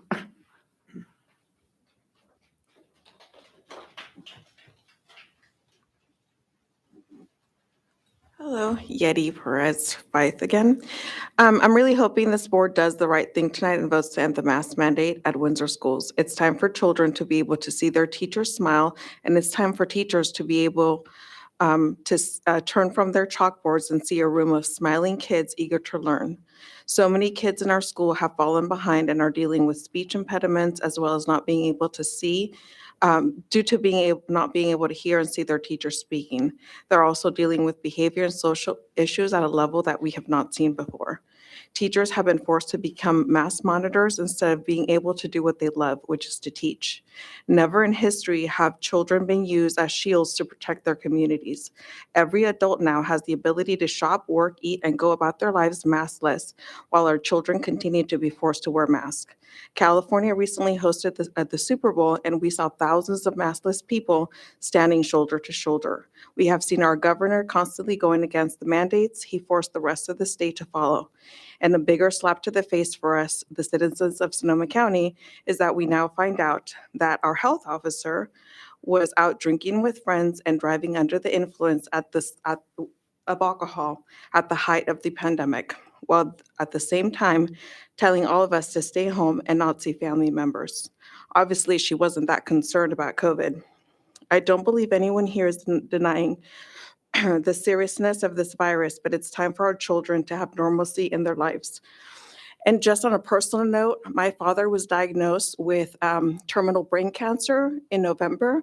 I take care of him. My children do not wear a mask. I want the last days of my father's lives to be able to see the faces of his grandkids and his children.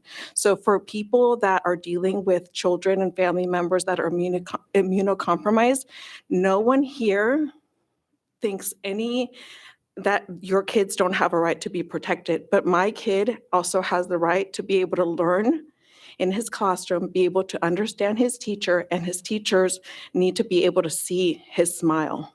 Thank you.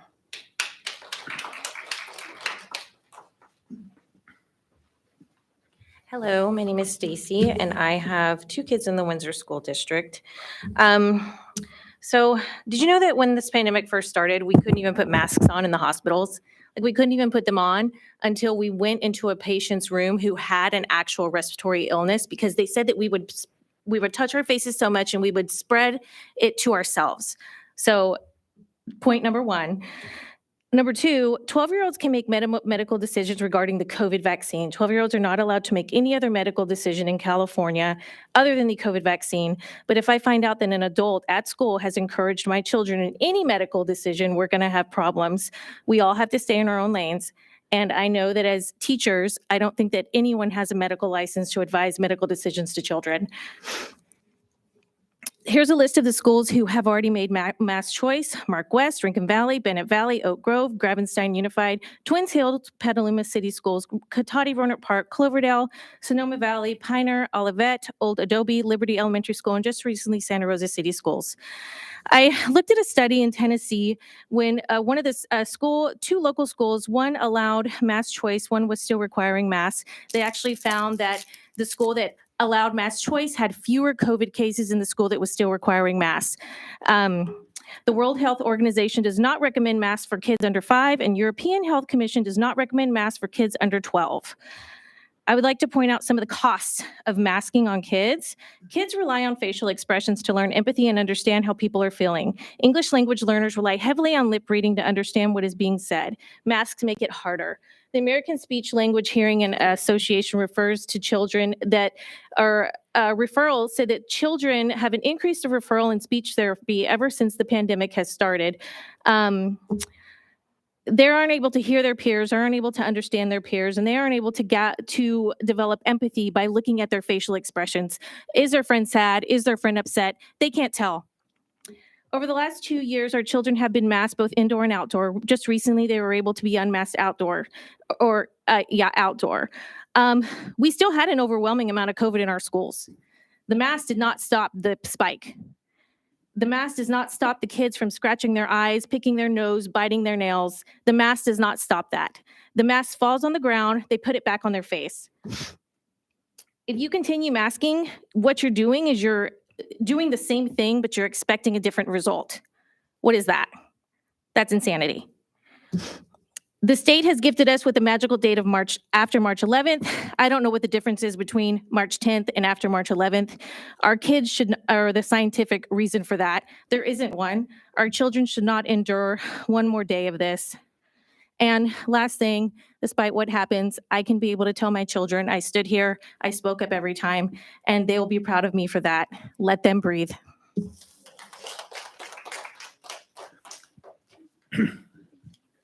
Good evening. I love the timer because I might talk a long time. And I love that Stacy talked about medical stuff because she knows what she's talking about. My name is Mandy. I have a kid at Brooks and I have a kid at Maddie. I had a whole list of things I wanted to say and it changed after hearing that letter. But what I still want to say is that I don't think we give our kids enough credit for how kind they really are. I think we're all of us parents like, oh my gosh, they're going to say something horrible to the kid who's masked or horrible to the kid who's not masked. Because my son who plays outside has had people say, why are you not wearing a mask?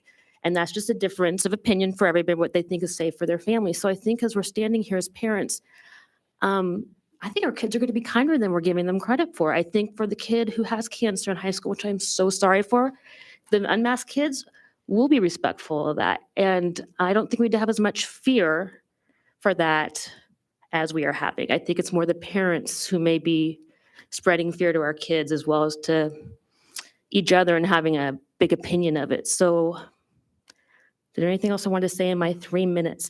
Also, I think we want to respect both sides of fear, whether it be masking or whether it be unmasking. And I think there's misconceptions for parents who want unmasking, and they think that we can't see both sides. I do want unmasking, and I think it should be optional. And I think teachers have already talked about to the kids, everybody should be kind. And I love and I hope that y'all are going to vote the way I'm hearing. And it's not a threat to you guys, but if you do not allow it to be optional, I will pull my kids from the school district and I'll put them somewhere else because it's time to be able to breathe and see friends and see expressions and everything else. And I love the school and I've been here for almost 15 years. So I hope you do what you all said you did tonight. And for everybody else, teachers, everyone watching, our kids are kinder than we think they are. We're not giving them enough credit. They are going to be kind to the masked kids. They're going to be kind to the unmasked kids. And did I make my 3 minutes? I probably did. Although it did cover my double chin for about 2 years. So I love that. And thank you for that. Please, thank you.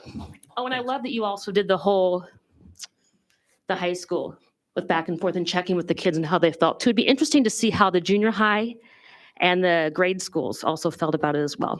That's it. Have a lovely evening. Good luck with y'all. Thank you.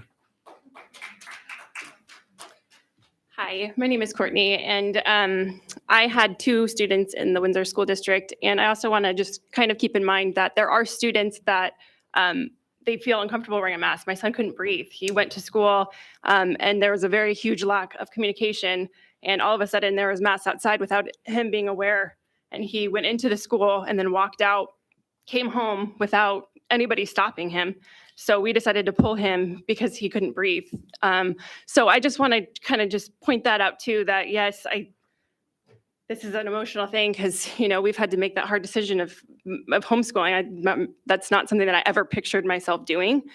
We do have a kindergartner that is still in school, and she, from the beginning, hasn't had a huge problem, but it has become, the last couple of weeks, she's been sat at school, and it's becoming an issue. And so I do think that it's gray. It's not black and white. And I just want it to be a choice. I think the parents should be able to choose what is best for their students. And there are students that have, sensory issues, or my son is asthmatic. And so having something covering his face all day long for 8 hours, 7 hours was extremely detrimental to his mental health.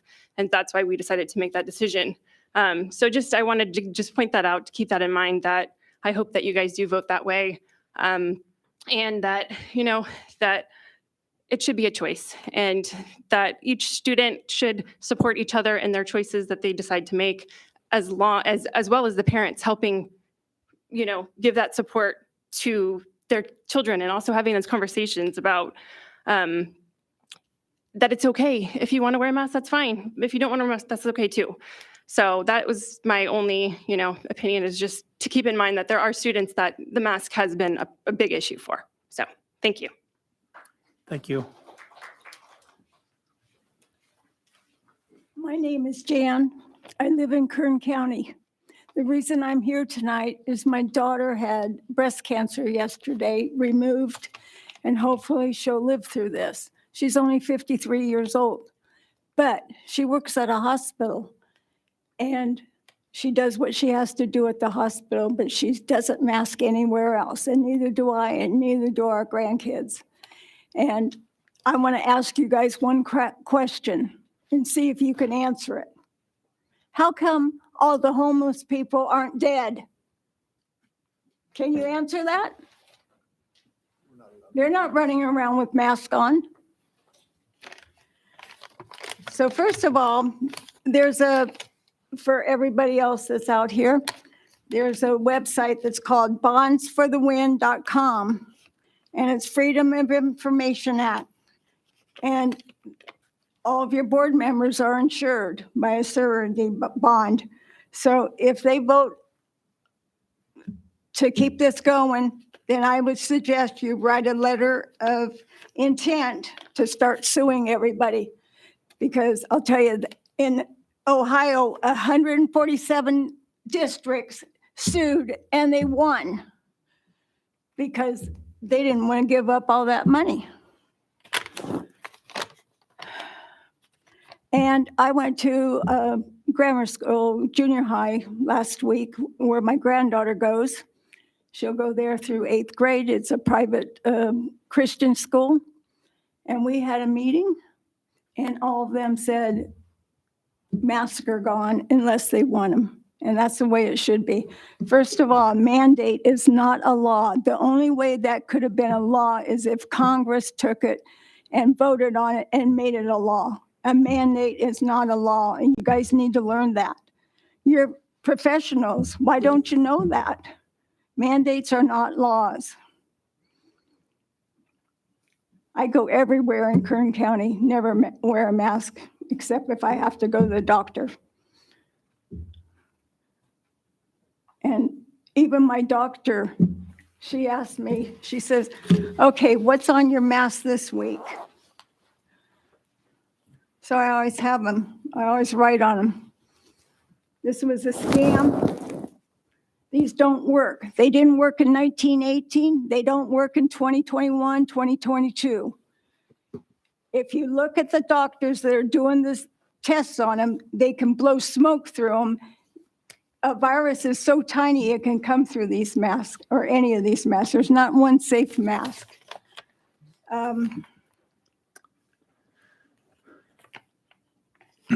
Ma'am, Yeah. if you can wrap up your time. Okay, I'm just Thank trying you. to find my notes. Okay. So I would like somebody to answer the question, why aren't homeless people dead? You don't have an answer, do you? We're not allowed to comment on public comments. Oh, okay. Well, the other thing is I worked in medical since 1969, and I have never gotten sick from anything. We never wore gloves. We never wore a mask. I drew blood on people from Guerneville, not knowing what they had, and ended up 2 years later, we found out it was AIDS. We've drawn people from SARS. We've drawn all these people, and we never got sick. Jan, I Thank you. personally would love to hear you talk all night. You look so much like my aunt that I feel like I'm at a family deal. Does she And- have purple hair? But the rest of us aren't related to my aunt. So your Does she 3 have minutes. purple hair, though? She has wonderful hair. Anyhow, thank you for your comments. Appreciate them. All right.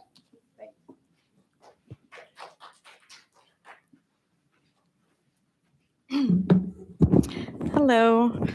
Had a whole speech prepared and I might change it up just from other comments tonight, but I appreciate hearing from all of you. Can you let us know your name, please? Oh, yes, I'm sorry. My name is Lacey Manley.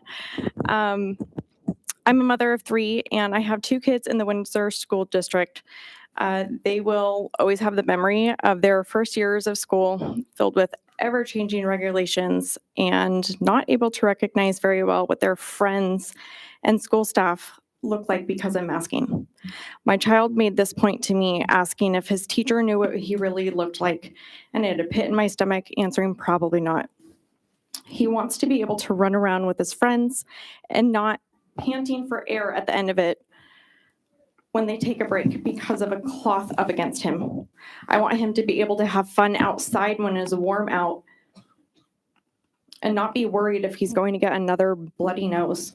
I want him to get back to speaking properly without clenching his jaw and move his mouth freely when he pronounces words. These are worries because of masking at school specifically. It is all day. Excuse me. Anyways, at the end of February, the CDC updated their website. They declared they do not recommend masking for general public on a community low level, which Windsor and most of the US population has been in. You could type in any zip code on there and check for yourself of any zip code. Other than the disgusting bacteria that accumulates on masks that are never worn properly in the first place, and respiratory issues they can possibly cause, learning disabilities have been more apparent with students in the last year. Recently, the CDC actually made changes to their milestones checklist as well to reflect that there are cognitive, emotional, and language delays.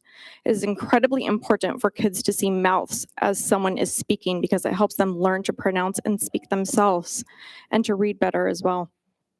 It also helps them learn to react and give their own facial cues and responses. Masking has such a long list of negative effects that is being ignored that the outcome of these contributed to the national mental health crisis declared by pediatric health experts.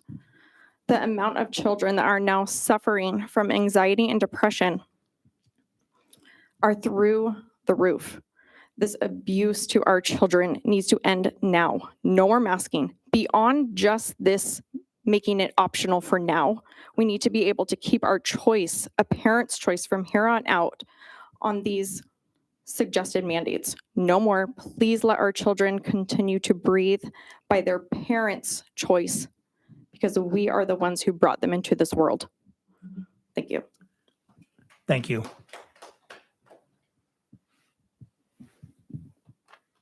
Hi, I'm Jessica Lickey. I'm a parent of a Cali kindergartner. I'm also a speech pathologist with the district. I've been with the district about 7 years. I'll just briefly say I'm in very strong support of this move to make masking optional. The rest of what I was going to say feels a little unnecessary right now, but another commenter spoke about we underestimate how kind our children are, and I just want to echo that. I'm in there with the kids every day, and I'm a parent. I see my kids interact with other kids. They care about each other. Most of them are going to be kind. I can't think of one student who wouldn't be. So I just hope that families can take that to heart and that we as educators can all take that to heart, that our kids do know what's right and they will be kind. Thank you very much.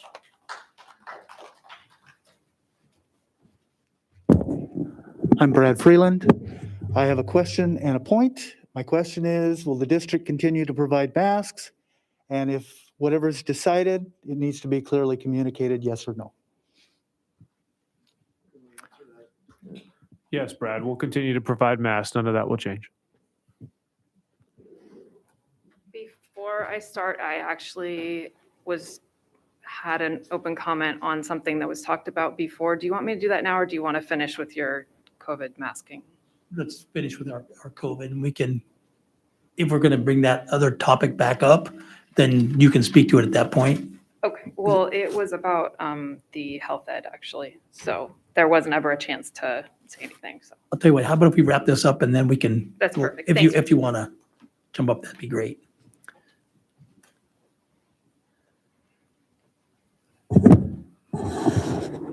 Hi, my name is Betsy Malice. I live at Flame Tree Circle. As I said before, I wasn't planning to come here. I was planning to sit at home and watch the meeting and listen, but it wasn't on, so I came here.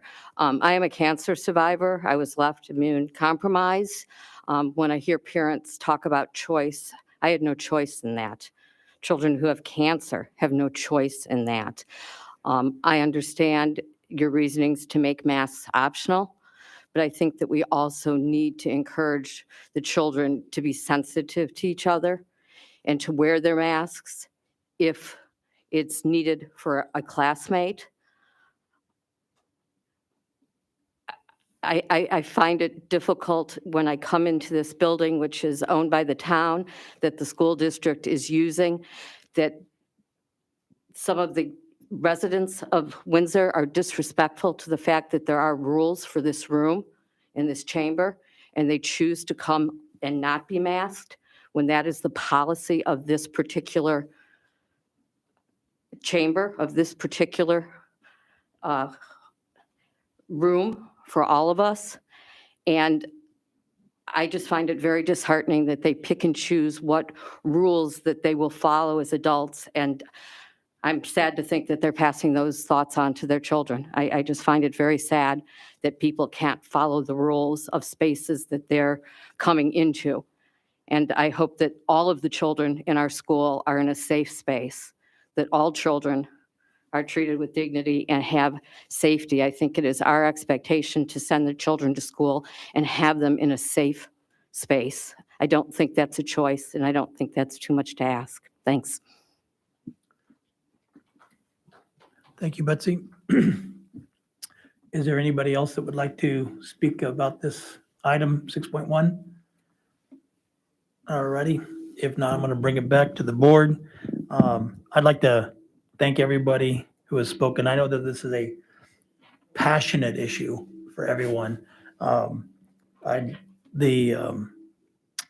like to thank everybody for the respectful manner and tone in which they've addressed this issue. I know it's important to everybody. And a lot of times one of the earlier speakers said something to the effect of that we came up with the mask. That the mask was not something that the board came up with. That was a state mandate that came down to us. Anyhow, I would like to make a motion that we end the mandatory masks in our school district. And we can look for a motion, then we can have a discussion if we need to. I'll second. Is there any discussion, any further discussion, or? I would just like to say that in the record, from what the motion could be or what the discussion is, that we write it as is recommended by the county health officer, not just to say that masks are removed, that kind of thing. I'd like it to read as we have been given the direction of the county health officer, that masks are still strongly recommended, but not mandatory anymore. Comment was made earlier, knowing the difference between a mandate and a law. Mandates are the laws for school districts, basically. We're not going to get arrested. We're not going to get a ticket, those kind of things. But if we don't follow the state mandates, our insurance companies will not cover us. Our employees will not be covered under the law, under their protection, if we don't follow the mandates that are given to us from the state of California Department of Education. So I know it's a tricky semantics type of situation, but I'd like it to make sure that it reads as the county mandate Yeah, so or the county recommendation. actually, to be, I appreciate your input, Eric. I don't think it's actually the county has said that they're not gonna change. It's actually from the state. Isn't that correct? Dr. Mesa strongly recommended masks, but not made them mandatory. When I put out the letter to the community, I used the language from the county. Oh, I thought that was from the state. And she wasn't gonna be, it's semantic. It doesn't matter. Wherever it The, came the from. point, the point is well taken, and I know what you're looking for, and we'll make sure that we communicate properly. And to just, the last part is, I know that our kids are kind, and I know our teachers are kind. And I just would hope that when they go back to school, after we have our vote, that our parents that are listening to this, I think our whole community, parents, teachers, and fellow students to each other, all remember to be kind. It's not a bad policy. It's pretty good. And the truth of the matter is, my interactions with almost all the kids, almost without exception, are that kids today are much more kind than they were when I was a kid growing up. And so I think we're, in that regard, I think we're heading into a very good area. Any other comments? Could I add one more thing? Is that this isn't official tonight. Tomorrow, kids need to wear their masks still. The mandate is Correct. after the 11th. My or the change in mandate. recommendation was starting on Monday. Monday at school. Things can be different than they will be tomorrow at school. Yes, sir. Stephanie? I just want to thank you all for coming and staying as long as you did. I think we're all you've already heard us, we're all kind of unanimous in this. I think it just, from a board perspective, I'm glad that Rich read the email that we got, because, you're just going about your day and you get an email from a parent that's like, my child has cancer, help me. And so you're just trying to figure out, how can I help this person? But then we're also hearing from you and you're like, my child is struggling to read, my child is struggling to breathe. Like, we want to help everybody. So I just wanted you to know that we do take your feedback really seriously, and we listen, and we try to just make the best decision for everyone. And sometimes I think with me, I get into the weeds of like, okay, how do we solve this particular problem? But I think it was Mandy. Is that your name? Sorry. Okay, good.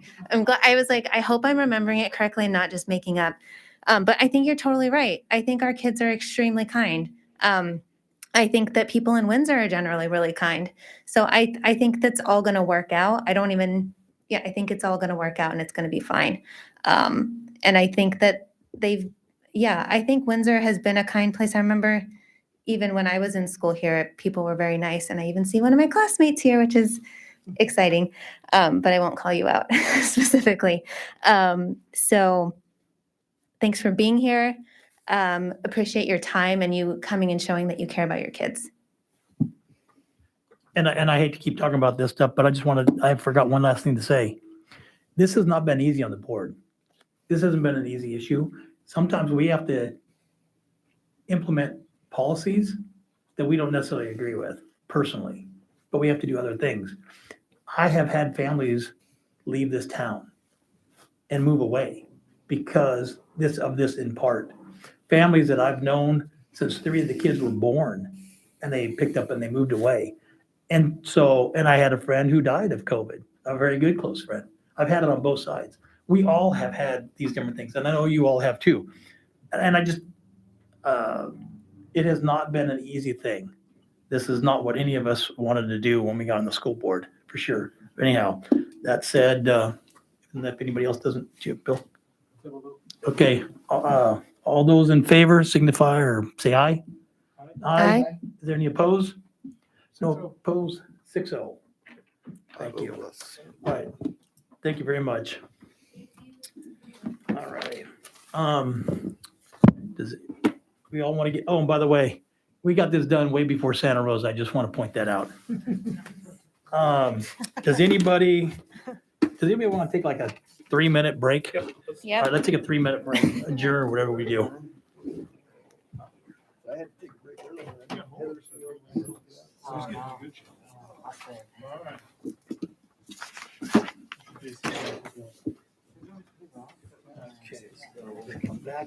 Hey, Rich, so since you're the board president, I think we should make a rule, like if we go past 9 p.m., we gotta get all massages. We gotta treat us all to massage. I can start with a lollipop or I'm whatever. giving you a time frame. Hey, no, I was trying to be good. I knew this was gonna be a long one. Yeah, I'm joking. But that's why I didn't know. I wanted to see, I didn't know if we could do the same thing. I wanted to do a straw poll, but we're not supposed to talk about it in advance. So we kind of like flying by the seat of our Right, you pants. could have gone home for a And then long Bill's like, what the hell, what if we do it? We're telling him, that's exactly what I want, because I wanted to temper Oh, fine, everybody then we'll coming up. put it on him. He has to buy the No, massage. it was good, yeah. Oh, no, as far as how long, dude, Bill's very concise. He's the most concise talker of all of us, for sure, with me for sure. Yeah. Never seen people. Even without all the public comment, we'd have been here tonight. We're gonna have to extend, at 9:45. I think that's what we've done in the past. Maybe 9:30 up until 9:45 and then another one until 10. I forget now. Sir?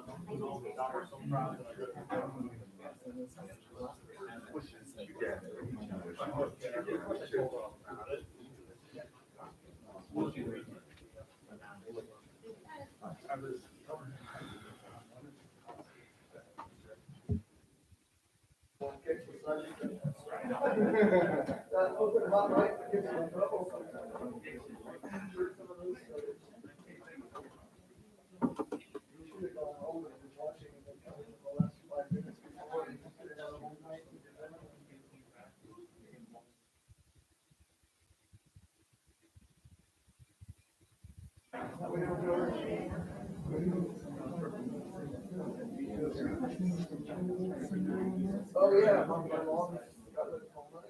She's been treating us for today. She's struggling for almost 3 years now. Thinking about it every day, you know. Yeah, I'm there a couple times a week. My best friend is over there, kind of, looks more like.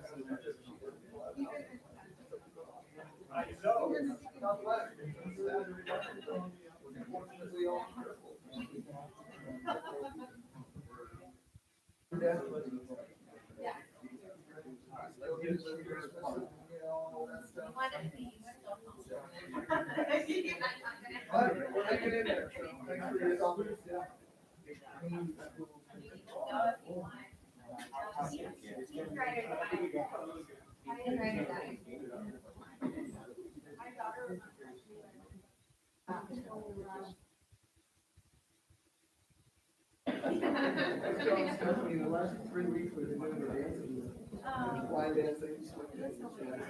I had more steps in there. I worked harder than if I went out and did track, right? Sitting on my couch, cramping up and stuff. Yeah, we were doing all that. The kids loved it. Most part.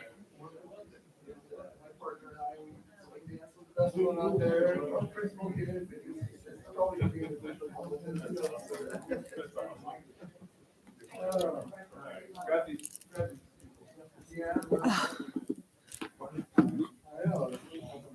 Where are we on the agenda? Forgot where we left off. We got a lot left. Yeah. That's not too bad. Okay. Yeah, because we're ending like at 7.1, right? 7.1? Yeah, and then and that's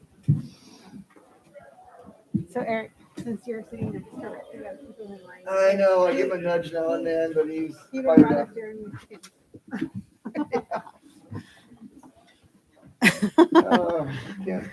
Can't put a muzzle on him all the time. We have to save it for the times when we really need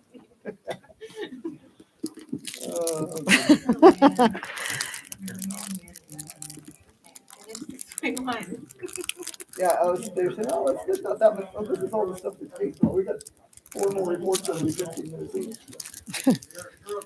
I have tomorrow off, so I can handle it, but I'd rather be home on the couch. Oh, you have tomorrow off? I do. Oh. Fire relief days that we didn't use. So Oh. we get a 3-day weekend this week, and then on the 25th, we're off also. Oh, that's so nice. Usually from President Day to spring break, it's the longest, hardest time. Oh, that's so nice. Yeah, that's so nice. Kids are coming home this weekend. Sorry, Richard, took your last candy. Oh, it's all good.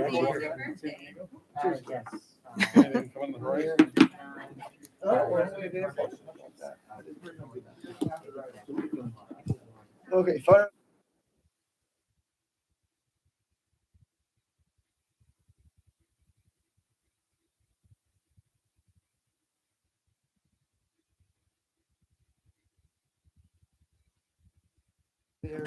All right, we'd like to welcome you all back. We're back in session.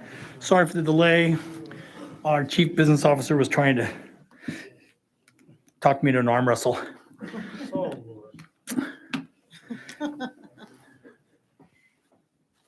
6.2, consideration of approval of resolution 2022-15 regarding graduation requirements for 2022-23, 23-24, 24-25 academic years for Windsor High School.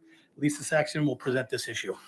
I will make this quick. So as you recall, on February 17th, you gave us direction after we presented a bunch of data. Actually, Mr. Williams presented a bunch of data to continue to waive the integrated Math 2 requirement. In this particular resolution, we're talking specifically about the graduating classes of 2023, 2024, and 2025. And the concept is that the class of 2023 would need to take and pass at least 2 years of math, including integrated Math 1. And then for the classes of 2024 and 2025, they would be able to take and pass at least 3 years of math, including integrated Math 1. So this is remember you did a resolution earlier this year for the class of 2022. So this takes care of the next 3 years. And then we will bring to you at a future board meeting the board policy regarding our local district graduation requirements that would change and then begin to affect the class of 2026 and everyone moving forward. Questions? Okay, it's a resolution, so we need a roll call. Okay, so we got to make a motion and then a roll call, right? Oh, yeah, and good. So let's make a motion. Motion first or public comment first? Okay, so how about if can I have a motion to approve this? I'll move to approve resolution 2022-15. And can I have a second? Okay, great. And now I would like to go out to the public comment, if there is any.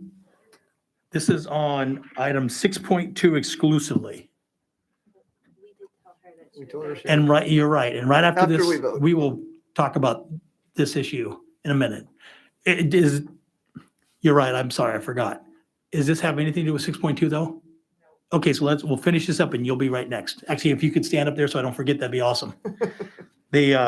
Okay, so Jen, can we have a roll call? I'm sorry, any other public comment? No, great. Jen, can we have a roll call? Rich Carnation.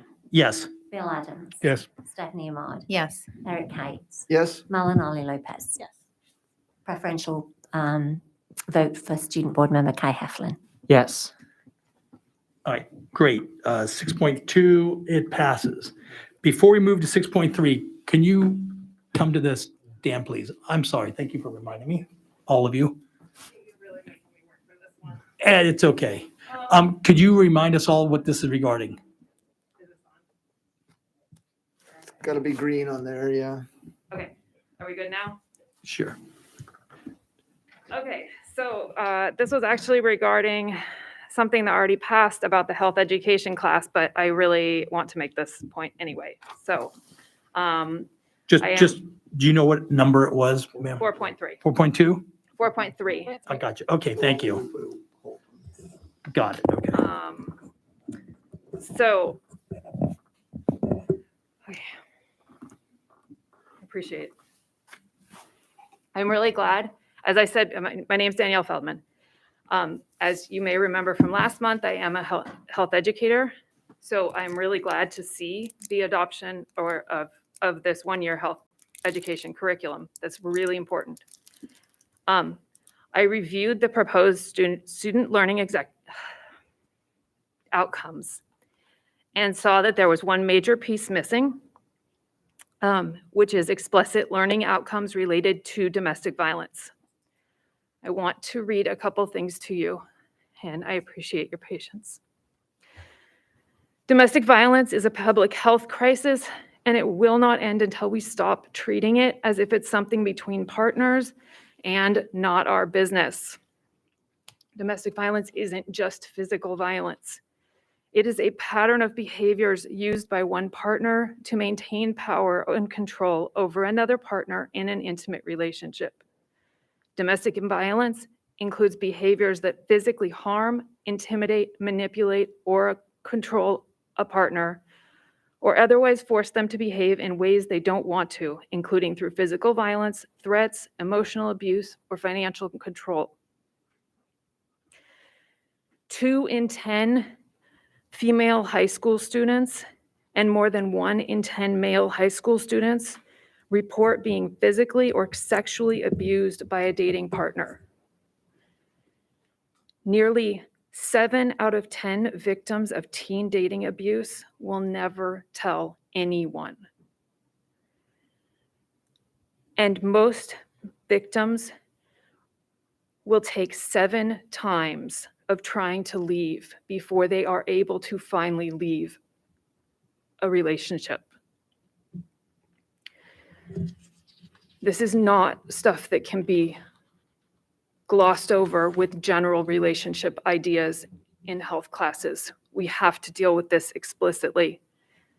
Domestic violence isn't limited to any socioeconomic status, any race, ethnicity, or religion, or anything else like that.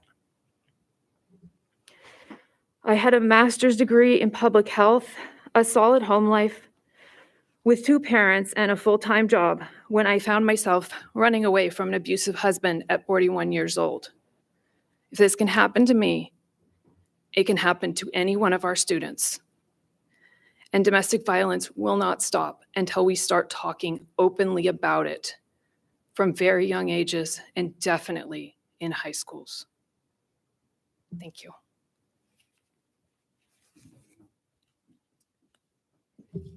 President Carnation, do you mind if I make a comment? I know it's not usually policy to make comments on public asking, but is that okay?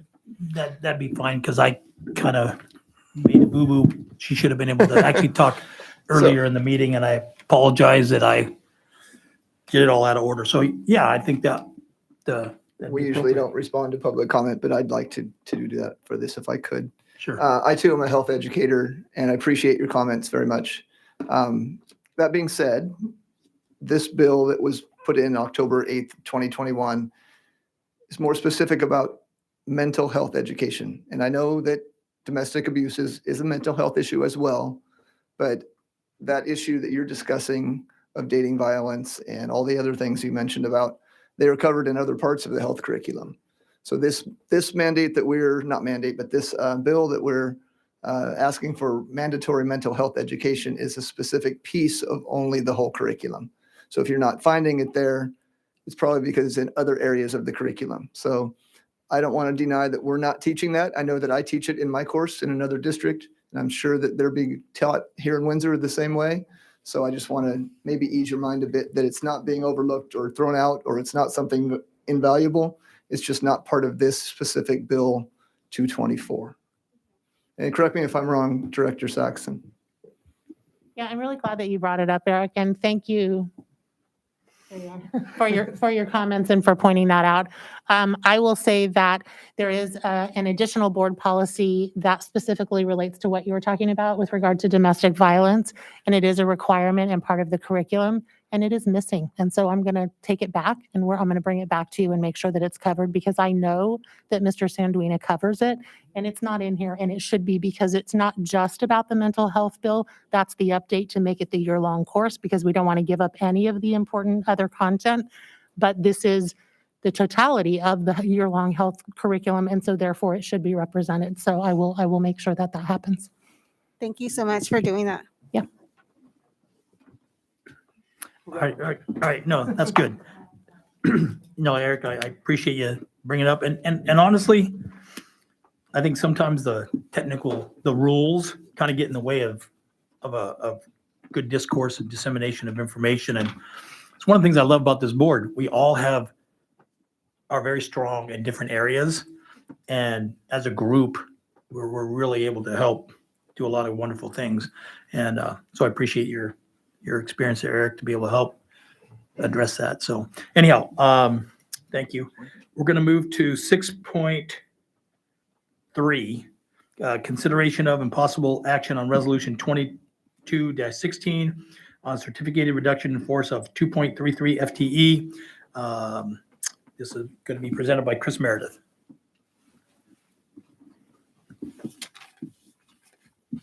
All right, thank you. As you know, this time of year, we do our staffing analysis. We look at our course requests. We look at our potential budget, multi-year projections. And in terms of right-sizing the district, we've made recommendations to make a reduction in force for a total of 2.333 FTE as listed in the resolution.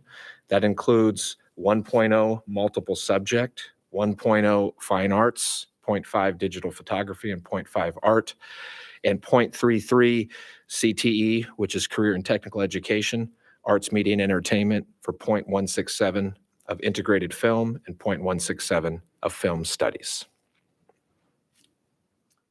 I'd like to open up for any questions. Okay. Anybody that would like to start with? Hold on a second. This was part of our workshop discussion. We didn't specifically talk about individual people or not necessarily even individual classes, but the future of what our curriculum could look like and what we plan to focus on in the future. And as I was hearing you discuss the different positions that are being cut or laid off at this time based on student want and student need, I was reminding myself that some of these will be able to be covered by the people that will move into other coursework and not necessarily not offered a job anymore. They'll just be doing something different. Is that correct? In some part? That is correct, except there will be a particular employee impacted by the reduction of the 0.33 assignment. That employee would remain in a 0.167. And they're aware of that, and it's being considered by them if they'll stay. Correct. Thank you. Any other comments or questions? Okay, I'd like to, if you don't mind, I'm going to open up to public comment real quick, and then we'll bring it back to the board. Thank you. Is there anybody in the public that would like to discuss item 6.3? Okay, seeing none, we'll bring it back to the board. Is there anybody that would like to make a motion regarding 6.3? I will. I'll go ahead. I'd like to make a motion that we will approve resolution 2022-16. Can I have a second? I'll second. And thank you. And then any more discussion before we vote? Okay. If we can have a roll call vote, Jen, please. Rich Cornishan. Yes. Bill Adams. Yes. Stephanie Ward. Yes. Eric Heights. Yes. Malinali Lopez. Yes. And preferential vote for Student Board Member Kai Heflin. Yes. All right, thank you. Moving on to 6.5, consideration of approval of 2021-22 second interim financial report. We gotta do 6.4. Did I jump up? Sorry. 6.4, consideration of possible action on resolution 2022-17, eliminate, reduce certain positions in a classified service. This is also presented by Chris. Yeah, thank you. In this situation, we used ESSER funds mindfully to help support the sites throughout the year.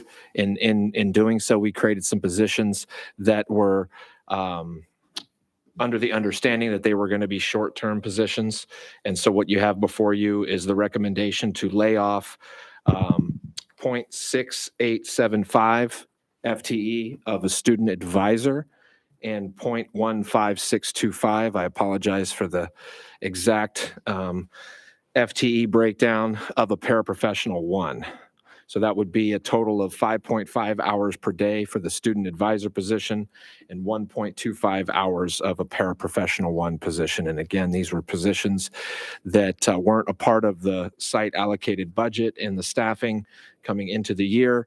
And in light of the needed staffing to help mitigate and offset some of the demands of COVID, we've added those positions and therefore are recommending that we lay them off at this time. Any questions from the board? Anybody in the public that would like to speak about 6.4? Seeing none, all right, we'll bring it back to the board. Can I have a motion to approve 6.4? I'll move. Okay, Stephanie. I'll second. And Melanie, a second. Jen, can we have a roll call, please? Rich Carnation, Yes. Bill Adams. Yes. Stephanie Ahmad. Yes. Eric Kites, Yes. Malinali Lopez. Yes. Preferential vote for Student Board Member Kai Heflin. Yes. All right, that passes 6-0. All right, now to 6.5, consideration of approval of the 2021-22 second interim financial report presented by our CBO Austin. You guys hear me? Test. Yeah. Good. Good evening. All right. Second interim. This was all right. Where's the thing go? Oh, it's right here.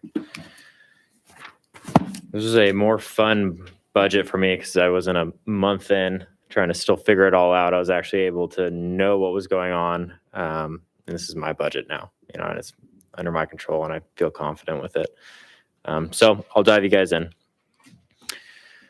So I'm going to take you from the top down. We're going to look at California as a whole. I've been getting a ton of questions. They hear California is doing so well, property taxes, the taxes in general are coming in steep. So I want to start with California and then the governor's proposal and then kind of what goes down to the district. Because I think there's some translation that's getting lost in how it all flows. So this is the 22-23 California Economic Outlook.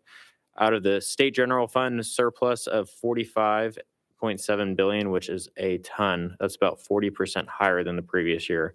$16 billion of that is going to go to public education. Of that $16 billion, I saw a percentage from School Services of California that 86% of that is going to one-time restricted funding of some sort. We know that this governor loves one-time funding. He loves pushing certain items like universal TK, before after school program, things that he can kind of put on a resume per se. And then he also proposed a $3.1 billion deposit to education's rainy day fund. This comes after a $3.6 billion deposit, and then roughly, I think it was right around 3.1 as well for the last 2 years. And then, of course, on the right, you can see the big three taxes. So you have personal income tax of 21-22, 22-23, up about $10 billion. Everyone kind of keeps relating that to the stock market. I'll leave that for the experts. You have sales and use tax, and then the corporation tax as well is going down a little bit, which is interesting. But those are your big three. Go ahead, Rich. Actually, that's something that we need to watch out for, because when actually our corporate tax didn't go down by a little bit, it went down by about 30%. Yeah. And that's kind of a leading indicator. So when you have a lot of large corporations that we have heard some, the bigger ones that have left California and gone somewhere else. Right. There's a lot of little ones or medium-sized ones that have also gone. Yes. And so we, as a board, and I think we as a group of folks, we need to watch that, because if the corporate tax goes away like it is, it's dropped a third roughly. And if we have a not so robust stock market where people have been pulling money out, and quite frankly, I think they were pulling it out because they were, there was some proposed legislation that was going to tax it at a much higher rate, so that people were taking the cream off the top now. Yep. So we have to be very aware of these things, because it's going to change our budgets and what's going to happen in our revenue source. Could be dramatic changes. Yeah. And when I was in school, and I've learned through business that corporate drop, that is a leading indicator. And so I think we need to keep that in mind and not count on, well, there were 7 years of plenty and then there were 7 years of not, right? So, we just need to be mindful. Yeah, absolutely. All right, so from there, you got state revenue coming in, surplus, and then from there, the governor kind of releases his proposal in January. And then from January, you have the May revise, which is going to be coming up, and then he adopts it in July. And then that's when everything is finalized. But May revise is the big one because that's when we build the budget for the next year is based off the May revise. But so this is his January proposal. This is kind of the first look. And again, you'll see my keyword all the way down is proposed. So again, 86% of that surplus is going to one-time restricted funding. So you have a COLA, cost of living adjustment of 5.33 for next year. That is up from 2.48. Restricted programs outside the LCFF are estimated to receive this as well, and they don't always receive it. But that benefits us actually greatly. That's special education, food services, mandate block grant, a bunch of different restricted pots of money that they're receiving money and they don't always receive that money. 2.2 billion went to Office of Public School Construction Facilities. Another 1.5 billion went to school transportation transition. And as I was going through this with Jeremy, I kept saying, I'm like, these are huge dollar amounts. Usually you see, 100 million here or a few hundred million here. This year is a couple billion here, and it's almost hard to picture. It's just incredible. Universal meals. So starting next year, we're going to have universal meals. So any student, regardless if they're free, reduced, or paid, they're going to be receiving 2 free meals, which is exciting. It's going to be funded out of this surplus. We're also going to be getting ADA for TK students whose 5th birthday occurs between September 2nd, February 2nd. And then we have a $4.4 billion investment into our ELOP that we decided to call Whoosh tonight. So We'll see. we're gonna. Oh, we haven't. I'm sorry, Rich. Didn't mean to jump. Could I ask a clarifying question? Yes. So, seems like forever ago. I don't know what the date was when we talked about it last. We're currently building classrooms at Maddie. We Yep. have a building that's working at Cali. Yep. We have some other construction projects that we were in line to hopefully get some money back from the state. We were waiting in that queue to see what our number came up and how we would do. Is there any indication of that 2.2 billion? Are they reopening that fund? Are they funding people that were in earlier? Is it in the future? Could you kind of clear that up if you know anything about it? Yeah. Do you want to speak to that, or do you want me to? We could, but okay. Yes, they're going to fund some of those projects that were on that list. Fortunately, it doesn't look like we're high enough on the list. Anything else? Yeah, I'll add a little bit more. And this is, I think this is going to be just an overall feeling of this budget in general. And I heard it described the other day in a meeting that was perfect. Imagine you're going to college, right? You're a college student, right? Or you're a high school student going to college. Windsor is the middle class student. When you're a really wealthy kid, you're able to pay for college, you're able to go to college, it's all great. Everything's fine. When you're not wealthy, you can get a lot of financial aid, you can get a lot of scholarships. There's different programs that come for them. But when you're middle class, you don't really, and I shouldn't say middle class, but if you're middle to lower class, you don't really have a lot. You don't really get that help. And that's Windsor. We don't have a student demographic that gets us to equity type money. But we also aren't extremely wealthy in the fact that we're a basic aid funded district where we have a ton of money coming in. So we're kind of that middle class per se. And unfortunately, the way Office Public School construction projects work is they put you on a list and they filter you by demographics. And because we don't have a big diverse population of demographics, we don't have a ton of low income students. We don't have a ton of foster youth students. We're not high on that list and we're extremely low on that list. So they kind of go through and they fund all those projects first. And then hopefully in the future, we get more funding and get more down to that list. All right, next slide. So the biggest thing in the governor's proposal though, was a new way to fund ADA. So usually you have ADA of prior year or current year, and you get funded off whichever one is higher. But he proposed a 3-year rolling average. And so the numbers on the bottom right of this slide aren't our numbers, but I think they're easier to read than our numbers, so I left them there. This is such a big change that the state usually releases a calculator that you use for your second interim come first week of February. As of this morning, that calculator still has not been released. So there's really no way of calculating the ADA average. Now, I did include it in this one. I went through, and the way I calculated it was, what's the projected ADA that we're going to save? It's right there, 183.66. And then how much do we get funded per pupil for LCFF ADA? And I did it like that. Simple, easy. The only little twist will be like concentration grant funding. But again, that's for certain purposes, that's going to be in a different pot of money. That's going to be more LCAP talks. And by that time, when LCAP comes, we're going to have a calculator.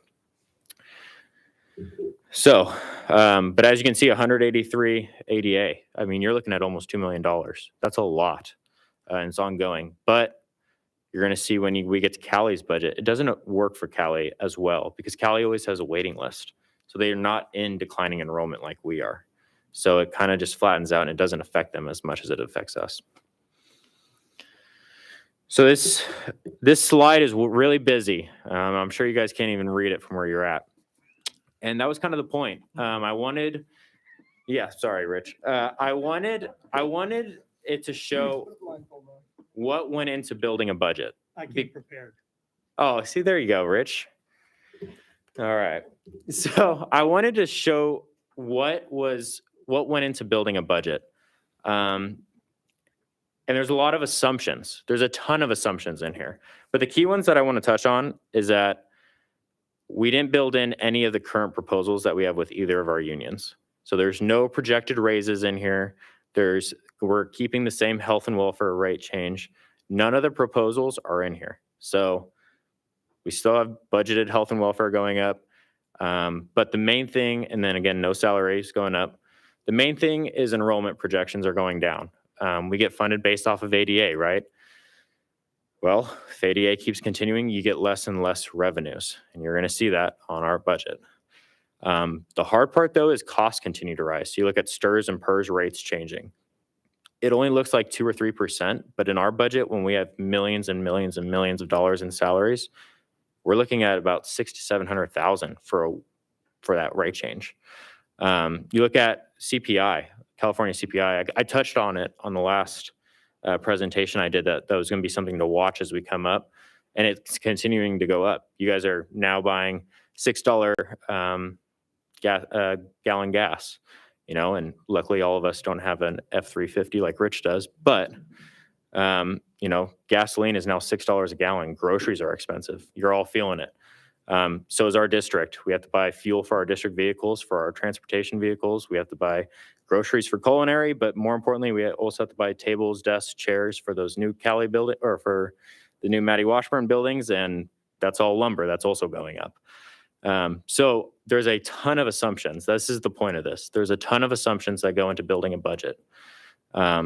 So as we go into the multi-year, looks good. It looks really good.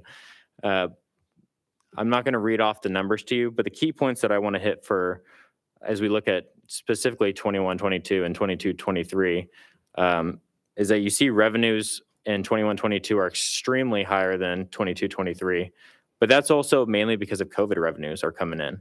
And you can see that if you look at our restricted fund balance of $3 million, then the following year we have $962,000, because we got so much money coming in for restricted.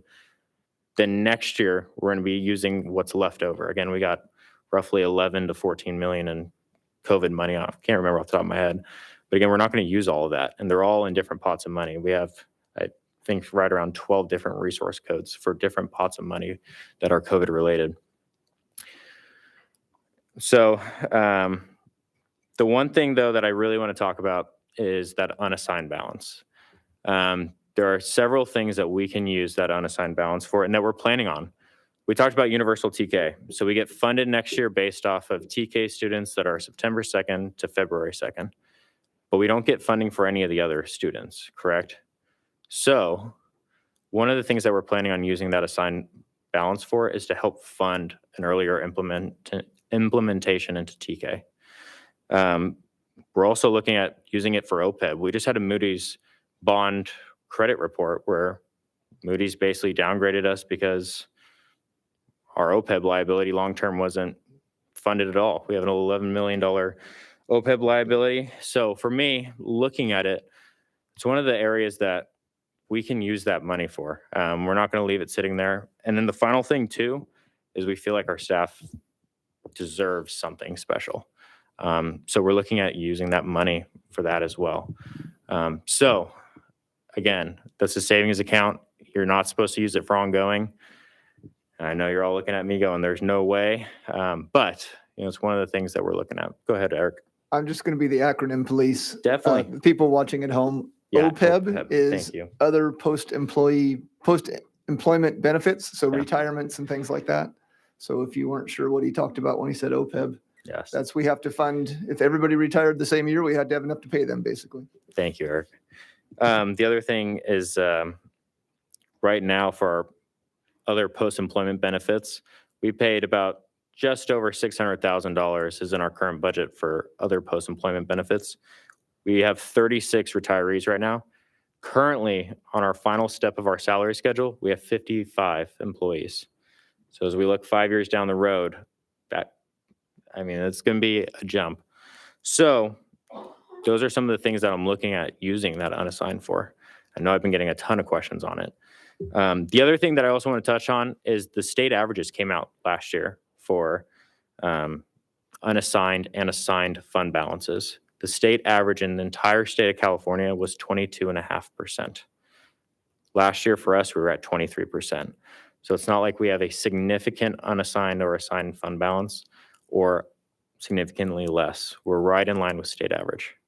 So I want to make that point as well. We'll jump over to Cali. So again, you can see Cali's not being hit by the ADA proposal as well. But for the most part, they have a fairly balanced budget. Cali, to me, looks really strong. I think there's a lot of opportunity in their budget. And I don't have too much to touch upon here. Are there any questions on Cali's budget? Go ahead, Bill. So all the audience can hear. Yeah. Right. I know we've talked about it before, but not with you, Austin. I'm always concerned that there's not a reserve for economic uncertainty for our dependent charter school. Yeah. And I think we may want to look at that as an internal policy, only because, God forbid, if something happened, of course, it comes out of the other columns where there's $50 million, $55 million of gross revenue. It seems to me prudent, and maybe we don't fund that at 5, we do it at the 3, but not really for today, but maybe we could talk about that in sort of long-term focus, because it strikes me that that is a place where we can hedge. We did pretty darn well here because we had some substantial reserves over the past few years.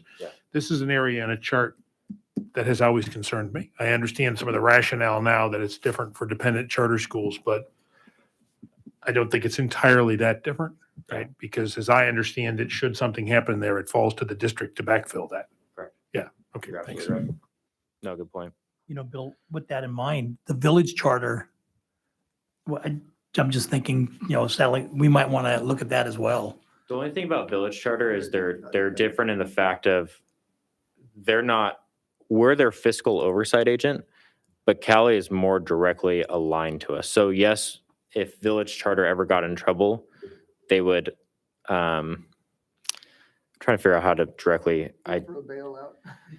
yeah. So we can basically cut ties with village charter per se, but Cali, all their employees are under our union umbrella, everything. They're kind of our own school, even though they're a charter. Right. There's a lot of backstory on why they're a charter.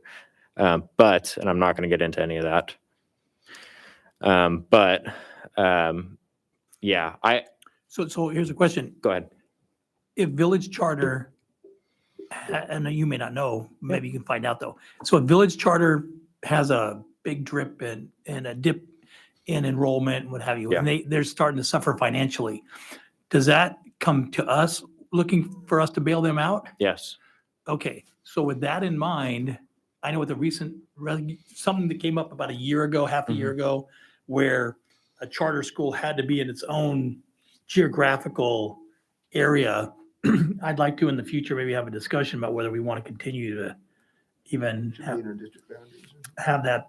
Yeah, that's right. I think it had to be in your district boundaries. So I'd maybe just put it on our list of things to discuss about whether we want to. Can I just add something really quickly? Sure. So we did a presentation on this a couple of years ago. I don't know if you remember or not. And our responsibility as the oversight is to ensure that students are achieving state standards and mastering them, and that they are running fiscally solvent. Those are our responsibilities. And if they're not doing that, then they have to start taking, we can intervene, but they have to start taking steps to either improve their situation or start thinking about closing. So that's our responsibility to them. Whereas, as Austin mentioned, Cali is a direct funded charter under our collective bargaining agreement, our board. Village has its own board. So those are the distinguishing factors. Sure. I mean, just, I don't want to even get into it even much deeper than that right now, but just in the future, maybe we just take a look at that and see. I'm not worried about so much the oversight as much as the liability price tag, maybe if some things happen that are out of our control in between stuff. So anyhow, just in the future. Thanks, Rich. So with that being said, are there any questions? Any more? Cool. Thanks, guys. Thank you, Austin. So we need a motion to approve? Yeah. I'll make the motion to approve item 6.5, the 2021-22 second interim financial report. I'll second. All righty. And then this is not a resolution, right? No. Nope. So all those in favor? Aye. Aye. Opposed? Aye. And if I could, Rich, before we move on, I would like to make a motion to extend the meeting another 15 minutes. Usually after 9:30, as per board policy, we have to do that. I'll second the motion. All righty. Keep on going. Let's see. I'm just trying to, yeah, we're coming back to exactly. I know I made a mark there. So if we can come back and have this discussion about. And thank you, Heather, I for think- sticking around. Oh, sorry. Hold on a minute. Could we start with whoosh? Yes. Yeah. I am pro whoosh. Okay. Whoosh sounds good. Me too. Go ahead, Steph. No, I was just saying I am too. I was agreeing with Bill. She's making a motion. Yeah. Oh. Whoosh. I'm not so I'm not sold against it or for it. It's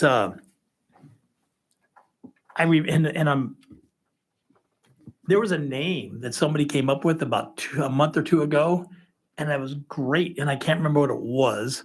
But I would wonder, one, what is the timing? And two, why don't we go out and just say, hey, all you Maddie parents and Brooks parents, maybe the people that are going to be more the younger kid parents with kids coming in and ask them, hey, what kind of name do you like? And I wish I could remember what it was, but I mean, Whoosh is okay, but it's kind of like there was some of the other acronyms there. I was going like whack. I don't think that would be a good one because, you know, yeah. Here's what I would say, Rich. I think that it's going to be possible to get consensus in any group bigger than 5. And so, yes, we could go out to 10,000 people. I don't think that's going to be major consensus. I think that people are going to disagree. I think at this point, you know, we really looked at a lot of different things. We need to start advertising now. We're a little bit behind. And so we need to come up with a name that we can use to put in and advertise with so parents can start to involve. So this is kind of where we're at. Not everybody, even in our leadership team, was fully sold on this, but I think the majority were. And I think that's kind of where we were at. It sounded fun. I'd like to say something. I'd like to make some comments. So first of all, I just wanted to say thank you for your presentation. I didn't get to say that earlier. And I really like some of your logo ideas, and I'm sure we'll have more discussion about that. But I'm not sold on this either because, you know, my biggest dilemma is that I feel that this wasn't inclusive of families that speak Spanish, with only 36%, you know, responding. And I think whoosh doesn't translate very well in Spanish. So that's what I don't like about it. I think that we need more ideas, you know, and I understand like maybe we won't come to a consensus, but at least have a more variety of ideas and suggestions that would translate better because my understanding is that we have, you know, somewhere around 50% Latino families at most of our schools. Am I right? Yeah, so I think for that reason, we do need to be more inclusive of their ideas. And I think also somebody mentioned the idea, I can't remember who it was, but somebody mentioned the idea about talking more, you know, to the staff and also the parents as far as, you know, getting their feedback on this. And I think that that's really important because I think that, you know, a lot of the ideas contained in the presentation are really good, but we do need that broad diversity of support on this and just ideas. So I, Are you proposing that we put out a number of options and have families vote? 'Cause this was not part of the survey. No. This was not. Can I ask a quick, I just want to get some baseline information. Can we know a couple data points? One, how many people did the survey total? How many were Spanish-speaking families? And what our percentage of Spanish-speaking families is in the district? Because I just want to make sure that we're, like, if it is matching the percentage, I just don't know how many people speak Spanish at home. Do we know that? English learner percentage doesn't necessarily mean that the Right, parents. so percentage of families in areas who chose Spanish as their home language, I don't have that off the top of my head. Sorry, I can get that for you though. Okay, because I think we need to know that to know whether. But I the think what feedback- was reported was 36 families on the survey, so I can tell you with confidence that that is nowhere near representative of the percentage that have chosen Spanish as their home language, the language of correspondence in areas. in So our 36 student- out of 400. That was how many did it?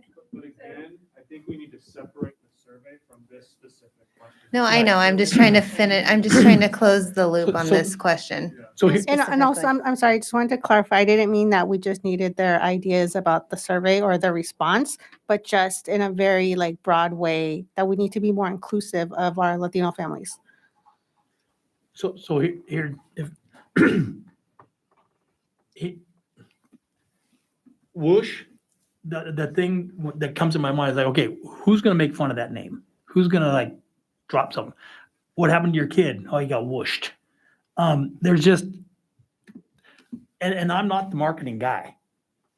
How important is it that we have an acronym for what we're doing right now? I mean, we call it TK right now, right? Everybody's kind of familiar with that term. I think, This could be any kid from K, all through 12. Yeah. After school stuff, before school stuff.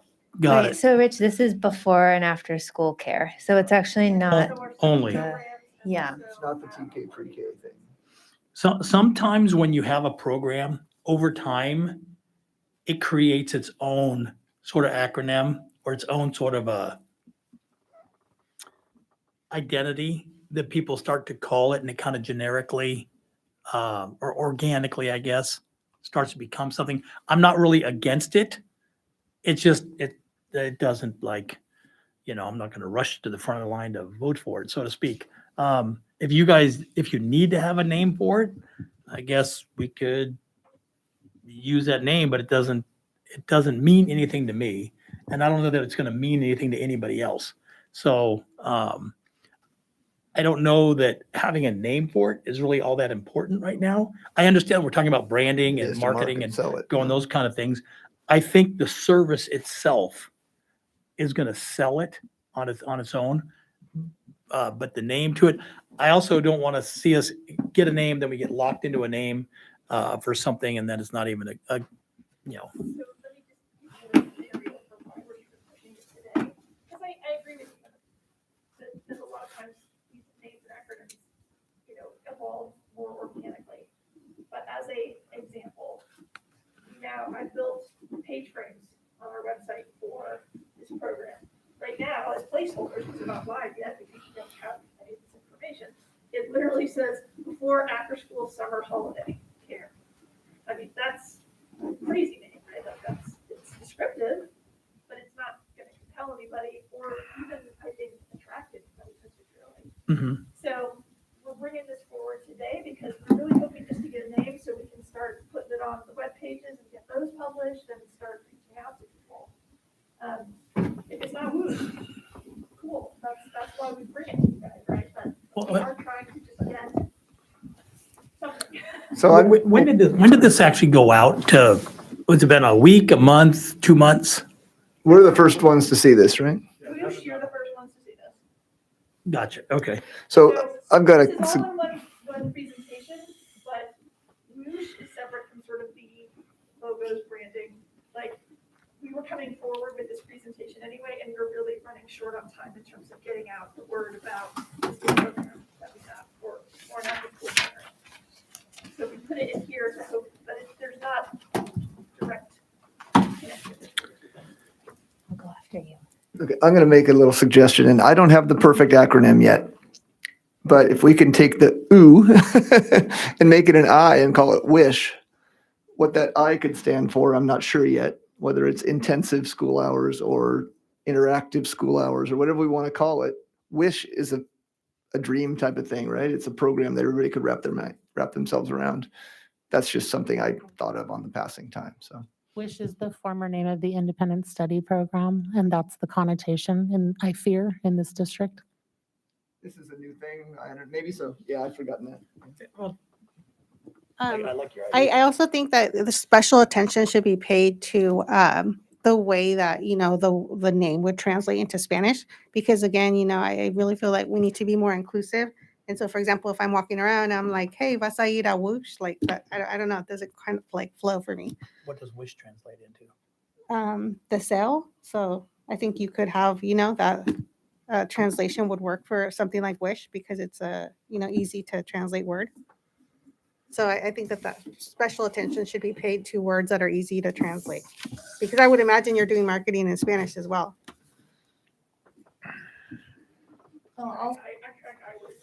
Yeah, and it was just a spur of the moment thing that I thought of that is close to where you were, but what else could we make happen? So I'll comment, unless Bill, is it okay if I Go go? Okay.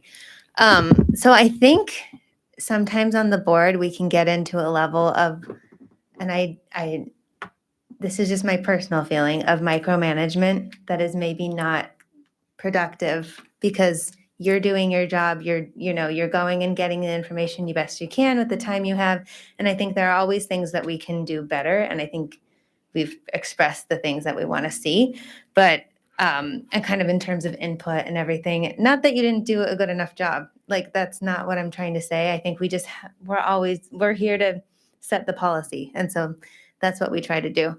I personally don't really think the name needs to be normal sounding just because I tend to think that things that are a little weird are more catchy. So I don't have an issue with it not really meaning anything. I think it sounds weird in English and Spanish and probably other languages too.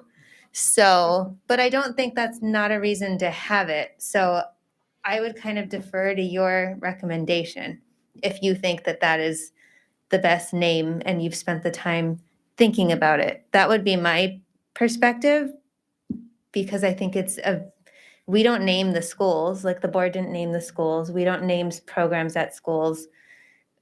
So I don't think we did anyway. I don't know that, so I shouldn't say that. But I feel like that's a level of, like, we kind of let you know if we have a concern with that particular thing, but I don't personally have a concern with it. I think it's fine. I'm okay with punting on this issue because I'm truthfully more interested in the logo and whatever. And if WUSH is what we start out with, and we need a placeholder to get going on the marketing, whatever. I'm okay with that because I have bigger fish that I want to fry inside this thing that maybe we do tonight, or we probably do maybe a little study session or something else later. To Malinelli's point, because the whole idea of this is to get more people, right? And so to at the crux of it all, it is to help increase our enrollment. So I'm okay with WUSH. If you want to, I'm okay with, you think of something that you'd like maybe throw out. Really, it's Windsor out. Mm-hmm. Right. Translated easily in the long term instead of being shortened. Yeah, and maybe over time, it'll create its own name or its own, what do you call them? Acronym. Not an acronym, but, like, I can't even think of it right now, but anyhow, I'm, to Stephanie's suggestion, I'm okay with, if we need to go forward, it's not my favorite, but that's okay. If you've got a different, Well, I mean, I just want to go back to Stephanie's point because I agree with you that we shouldn't have to micromanage this process. I agree with that part of it, and I don't think we should be tasked with coming up with the name, because there is a level of micromanagement that goes along with that. But I'm just saying, I think in general, when we think of our audience, we seem to defer, to the English-speaking audience all the time. And I feel that I, need to speak up for the Spanish-speaking audience. And I feel like that isn't done enough, and we don't have enough of these conversations on this board. So in my perspective, that's not micromanaging. It's bringing up a true need of our community to look at our whole community. And I think that that's important. So, once again, I don't think we should be tasked with coming up with the name, but I do think that it is part of our job to come up with very broad-minded processes of how we do things. Following up on that comment, do you think it'd be possible to do an English and a Spanish acronym? I'm happy to look into it. Yeah, so could it be like Windsor horas fuera de escuela? So just do like whatever it translates to. So Yeah, it's not going to be something that I think is phonetic. So it's like. So, President Rich, this is killing me. okay, Group editing at the dais yeah, is it's past micromanaging, frankly, right? They need us to act on this for a program that we have already approved. I would suggest we follow the recommendation, get this moving rather than waiting till our April 21st meeting or another study session and we don't act. We've got to get to the point where we can make decisions based on staff recommendations. And I think we're drifting away from that. And this is just another bad example of it. I would suggest that we recognize this. We need to make another motion to extend the meeting again. And we have, the broader fish to fry apparently on the other thing. I absolutely insist that we talk about 6.6 tonight because we may well have a vacancy and we need to decide organizationally what we're going to do. So I'm sorry to be a little sharp about it, but we've got to start to move through our business here. I'm sorry you feel that way, but I honestly feel like this is a big fish for me. I feel like this being inclusive is a big fish for me. So I don't think I said anything about not being inclusive. I know you didn't. I'm just saying that this is an important matter to me, and I do feel that we do need these broad processes. Again, not to micromanage. I think a lot of good ideas were mentioned here tonight, but really looking at this other part of our audience is important. okay, with that in mind, here's what I would like to suggest. I would like to suggest that we go forward with WUSH right now as a placeholder. It's not it could change over time. And if the board's okay with that for right now, Mal, I hear what you're saying. And look, we're trying, just demographically speaking, half the kids that we're trying to get, are Hispanic, Spanish speaking kids. So I want to make sure that their parents are given every opportunity to know about the programs that we have. I think we all do. And so, and I appreciate that you're wanting to make sure, insist on that. And so I don't think that's micromanaging, so to speak. I do want to admit, I do want to micromanage some of the stuff about the logos and whatever. I brought this stuff up. I'm the one who's been driving this for a few years. And it was one of the reasons why I got on the board.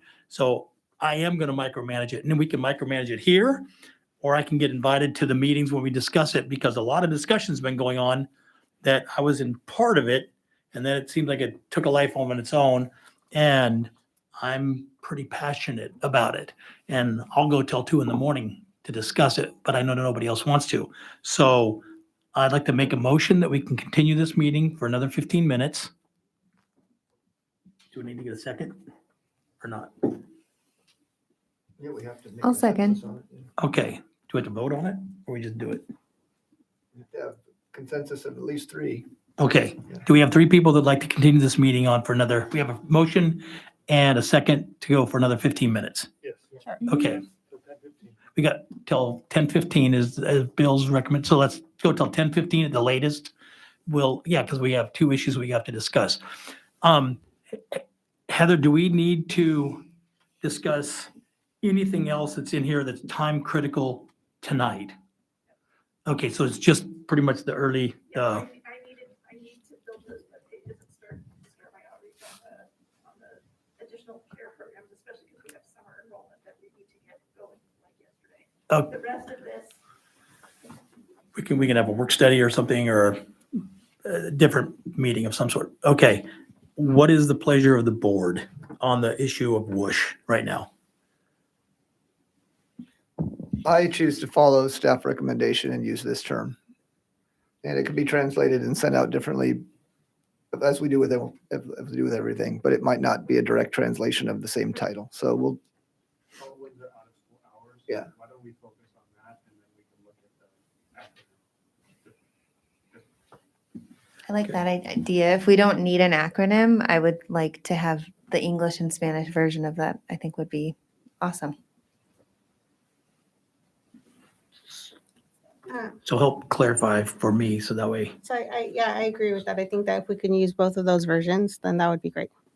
so we're not going to use the acronym, we're just going to use the words. focus on calling when they're out of school hours and we can think about lots of different ways to brand that. Okay, So you just have to be- all right. So do we need to make a motion on that, or are we just giving the guidance? Well, it's an action item, but direction. Okay. Is It's a everybody, report discussion. We It's a don't have to have an report, action on it. Oh, that's right, you're right. I'm sorry. We went backwards. gotcha. So is everybody, Recommendation to staff. does everybody feel good about that right now? Yes. Okay, very good. So the rest of this, I'd like to table until a future discussion that we can go through. And in the meantime, maybe we can give you some feedback individually through email or whatever that we can then. I'd like to listen to you guys watch the video that unfortunately didn't play last night, because I think that's also. It was on board docs, but it didn't play when I tried to play it. It was working earlier and. So maybe, As long as we don't discuss it with each other, we've got to follow the Brown Act. I know we're running short on time, but since we did hear the presentation, are we each able to make kind of like our nutshell comment so that there's a little bit of direction coming back? Hope so. Okay, before we move to the next item. And I'm willing to start. Okay, so thank you for the presentation. Thank you for all of the suggestions. My kind of takeaway as I was thinking through and thinking like, how do we solve this? How do we brand is that, I guess the way I see it is the district, I feel that we adopted the Jaguar as our mascot for the district.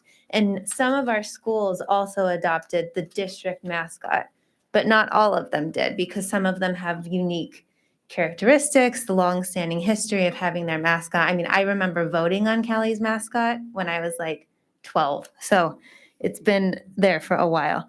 So what I'm thinking is I am happy with the logo concept with the Jaguar and the bell for the district. And I like the idea that the parent had that you brought up, and I had a similar idea to do a separate logo for schools that really feel they have their own identity, which I think would definitely be Cali, definitely be North Bay Med Academy. I think Windsor Oaks needs to maybe decide if they want to also be a Jaguar.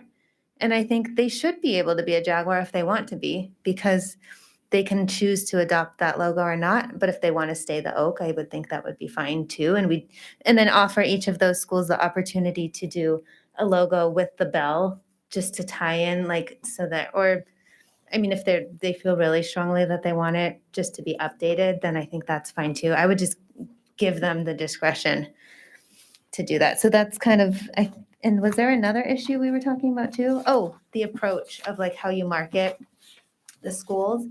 I liked using the mascot approach, like the spots like a Jaguar. I'm sure you're going to do more work on that, but like, I like that general approach of using the mascots.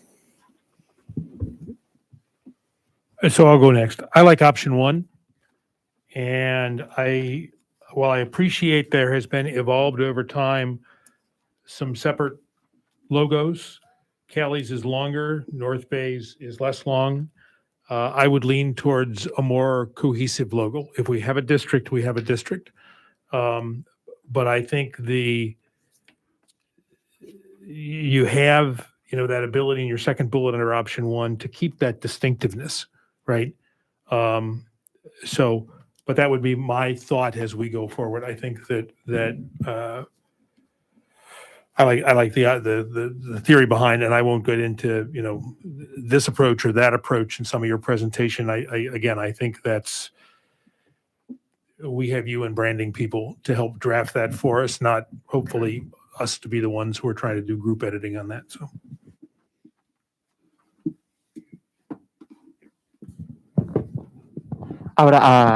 I ditto with Trustee Adams. With option one, I think that, if you're gonna go to the Windsor Unified School District, I think that also having a cohesive and organized mascot and logo in terms of having the Jaguar on there, and also we were presented quite a while back with the different ages of the Jaguar from the lower elementary schools and up until the high school. And I think that's a good idea. So this is one, that I feel that I don't have as many opinions about. I feel that you should have the room for creativity, to design the logo the way that you feel that it needs to be, and all of you. So for example, I really like the district logo with the bell. And then I know Cali, there's a lot of Cali pride about the eagle. So I know that they're going to want to retain that. And I know less about, Windsor Oaks Academy and how strongly they feel or how connected they feel to their logo. But I know the Cali pride is going to be there. So I feel, fine about them, sort of giving or staying with their own logo. And I think, Jeremy, you had mentioned an idea about that they would keep the same logo, but maybe get like an upgrade in the quality of the design. And I think that that's a great idea. But I think that this is an area that I'm less passionate about because I feel like there should be room for creativity from staff. And that the option for the schools that keep their logos to upgrade is absolutely part of these options. Right. I think that's very, making sure that they have that opportunity is super important. Yeah, and that's what I'm inclined to. Okay. I really like the Mama Jaguar aspect. The thing that I'm concerned about is this is the district logo. This is not a school logo. It's a district logo. And when you look at this here, you can read it because it's enlarged.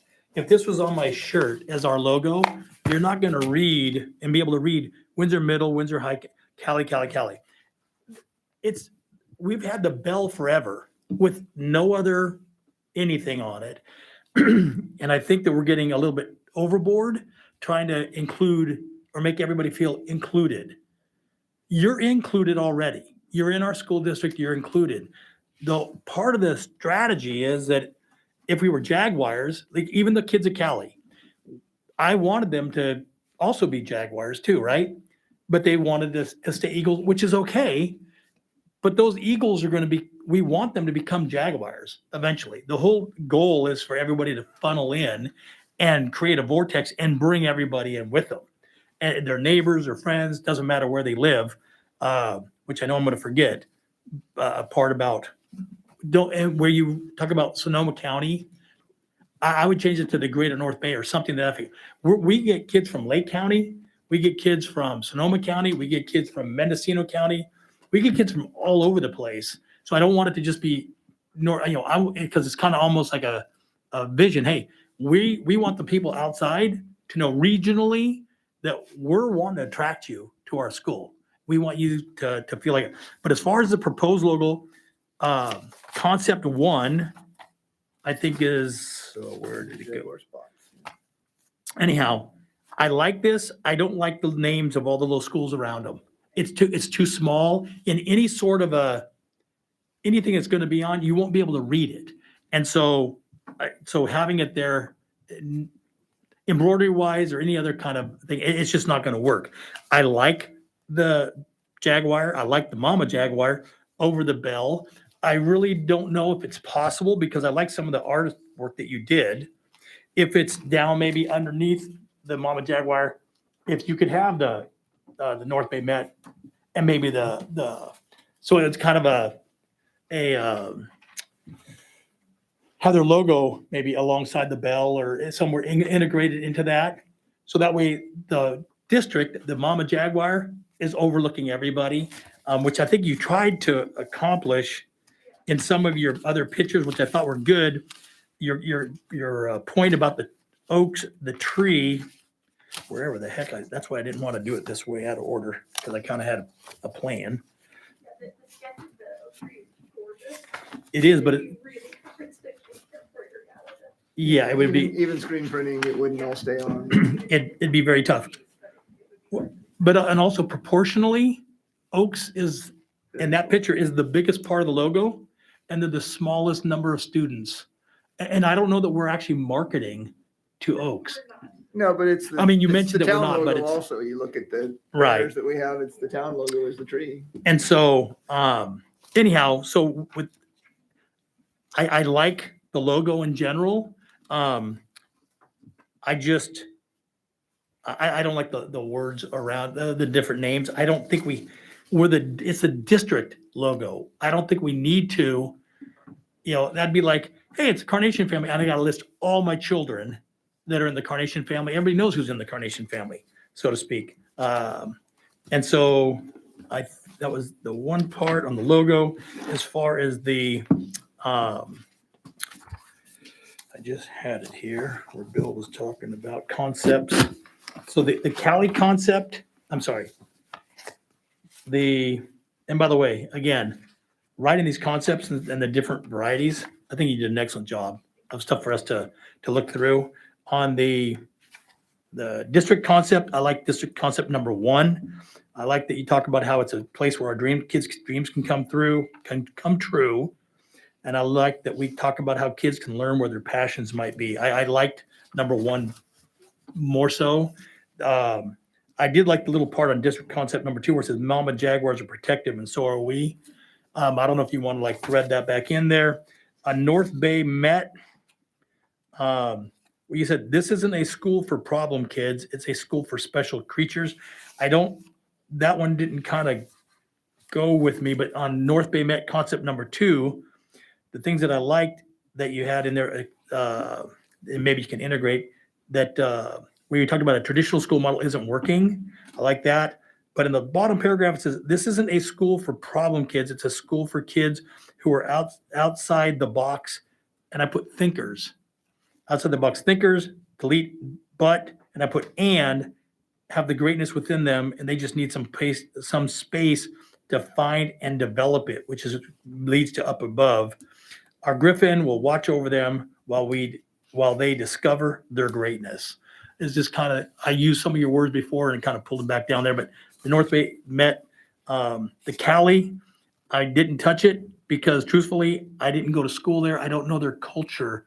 I didn't feel qualified to really chime in on that as well. I'm not punting. I'd like to leave that to somebody to the folks who actually have more insight in that area. And we can go over more of it later. But I think just initial feedback. Any other comments, feedback? All right, thank you, Heather. All righty, if we can move to item 6.6, consideration of how to fill, what's that? Oh, considerations of how to fill potential vacancies on the Board of Trustees. Superintendent Decker will present this. So we have a board bylaw that designates how we do this. It's 9223. And I'm just going to paraphrase because there's a lot of things we can do, and you guys can decide to go beyond what's necessary. But the board all has a copy of it. You do, beautiful. So the basics of this, we have to advertise, and ultimately then we have to interview in open session. What you need to know is we have to advertise. Everything has to be done in open session to choose. And there's a lot of different ways we can do this. Usually you have 2 board members, you have, you can't have 3, but you have 2 people who kind of come up with the questions, or I can be the lightning rod that you guys all send me questions and I put them together. But for the most part, I'm out of the loop on this, and you guys are running it, and you usually have 2 people that are running this. meaning creating the interview questions. And then there's a lot of different ways you could do it. But I don't want to get into like exactly point by point what you can do because there's so many different options. Open session, you have to advertise, and usually 2 board members are going to develop the questions. So just, I want to get this issue first. So do we have 2 options where we can either, the board can appoint through a process Yes. that's here, or we can go to special election, right? Yes, normally in this situation, the board appoints. Well, that's what I just want to make sure. Is there any discussion, does anybody want to have a discussion about that we would, if we have a vacancy, that we would go to a vote of the people? Is there any appetite for that? It wouldn't make the timeline of 4 months by the time we got another No. election. Yeah. I mean, even if we did have the time, I don't have the appetite for it anyway, but I don't know. It would be somebody how being elected from up until November. Yeah, So it would pretty be much. a very short term. Right. So are we all in agreement that by appointing then is the way we want to go? I just wanted to get that part out first. Sure. So looking at this, and I had seen it before and forgotten most of it, but thank you for sharing it, whether it was Bill or Jeremy, whoever shared it. So if we have somebody that is elected to the town council, the date of the election doesn't start the term, the date of their, Say it again, I'm sorry. so if the date of the election doesn't start the term of the new person No. on the town council. No, there's a. So there's is a that the time frame. 5/19 that you have here? Oh, I Would didn't. that be when they would be seated with the town? No, those are my notes, Eric. Okay. So the key is when there's an election on April 12th, if one of our fellows, fellettes, one of us happens to get elected, the key is when the resignation is submitted. Right. It's an incompatible office. You can't have both. That was another question. And so my concern is I don't have any idea how rapidly the certification of the election is going to happen. It's the only election that day. So, but it may not, there may not be the seating of that if it's our member who gets elected until May. And so, but one might know, particularly if the election is very clear and the numbers are very strong. I put those 2 numbers on there of 421. Those are our next 2 meetings. Okay. And 519 with the hope that we get the resignation sooner than later, even if in fact the formal seating hasn't happened, I know.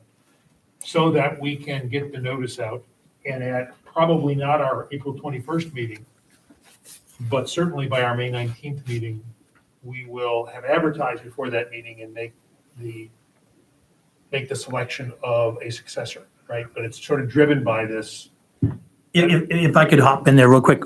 So when I was the head coach, I was the head coach until the way Brandon told our former superintendent said that and I call our attorneys a mixture too, but so I was the head coach and that even I was the head coach until I was sworn in. And then by being sworn in, I had automatically resigned. So that was the mechanism that I was explained to at the time was it. The You thing, could have chosen to resign sooner. Yeah, I That's the could. last possible. That's the last date. well, I mean, we had a couple dual meets and stuff and it was important, records, they matter. Anyhow, the thing I'm a little concerned with is that our school board has had a history of, I think, 1 or 2 people that have resigned because they were told a certain thing. And then it turned out that wasn't actually correct. This wasn't recent, this was past. And so I would assume that we have the election, but the election doesn't get certified, I don't think, until for a month, roughly. Isn't that correct? Or I mean, It can be that long. okay, so they could do it actually sooner, possibly? But I thought it was that it has to be, well, we don't know. Well, it's not up to decide when a resignation comes in. No, but When they have a conversation. I'm just not sure that someone wants to resign. I know that I wouldn't resign based on the history of this, what happened with 2 previous school board members. I wouldn't resign until I actually got in to the other office, but that's just me. And that's what I'm thinking. But the question is, irregardless of that, let's just say that someone's elected, it's not certified yet. Does that preclude us, Jeremy, from advertising that there is going to be an opening or could be an opening, getting people that are interested in those kind of things? You can't yet until the position is open. Somebody would have had to resign. My understanding is we can't start that advertisement until we've actually A vacancy must appear. Right. Before we can start the provisional appointment. And a vacancy appears when a resignation happens. Okay. Or the seating on the new position if the resignation doesn't occur. They can't hold two offices. And I would think you would not be able to fill your Yeah. elected office if you had not. If you had- yourself true. in the predecessor office. Here's the notes that I got from our legal. The 60 days starts to run when the resignation is received by the county superintendent, even if the resignation is deemed to defer effective date. Also, you can resign with a I guess people do that, That huh? resignation? You cannot. Okay, so have a deferred hypothetically, if I were to be elected, I see that the rule is that they have to certify results by the 31st day after the election. So that's the longest it could be.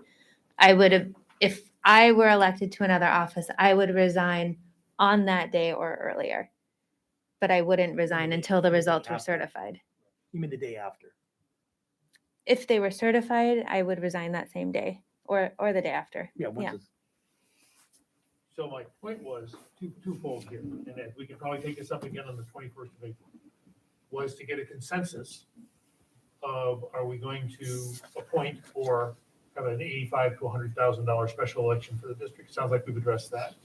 The other was to kind of make clear people were thinking about the timeline, because we may need to have a special meeting if we're going to appoint, because this person we appoint, arguably, will hopefully then file papers and pull papers in August to run in the November election, right? Because the term they're being appointed for expires at the end of 22, right? So that's. Is pulling papers in August? Yeah. Man, it's that close. That's what you can do. So that's the only reason I wanted to bring this up, because, you know, our body, the other body that sits here, not the planning commission, but the other one, 2 times in the last 2 years has spent $100,000 of our money to have a special election because they refused to try to reach a consensus or could not on an appointment, right? And I think that's something that's incumbent on us, but the timing is also important too, right? When we only have one meeting on, we need. But our appointment also, if we choose to go that way, does not have to be precluded by the person choosing to run again in August. So No, it does not. that person could do a 3-month or 5-month term and then decide they don't want to continue. From my perspective, that would be a question I would ask them. I wouldn't necessarily like that to happen, but it could be a possibility. Jeremy, do we have, sometimes we have to do certain things on regularly scheduled meetings, and sometimes we can have special meetings. It's something like, could you find out for us if we, I was looking for it because I thought it might come up, and I don't see anything that says it has to be a regular schedule. this is important enough to where, could you ask our attorney or whoever the person that I feel would like you know? would abandon the Q&A on this, but I will. Just to make sure, because that way we don't delay something sometime by all of a sudden finding out that it had to be a regularly scheduled meeting versus we could do a special meeting. And I would think that I'd like to do a special meeting to where it was dedicated to just that topic. And maybe as quickly as possible. Yes. That's the Yes. only reason I wanted to bring this up. I appreciate that we're here at midnight, because it's important, and sad to have to discuss it, but I hope it's something we have to trigger, but it's not going to happen on autopilot because we do this so rarely. Right. No, I appreciate you, staying honest on that, because topics have a tendency to sometimes roll over and stuff. And yet, as much as we're gonna miss Stephanie, we got a plan for it. And that's part of what we do that a lot of people don't understand or appreciate, that sometimes we're having to do things that are a month away, a year away, 10 or 15 years, 20 years away sometimes. So anyhow, thank you, Bill, for getting this for us as well. So do everybody feel like we're Clear enough guidance for right now? Okay, very good. Thank you, Stephanie. Let me see, that was 6.6, we're all good.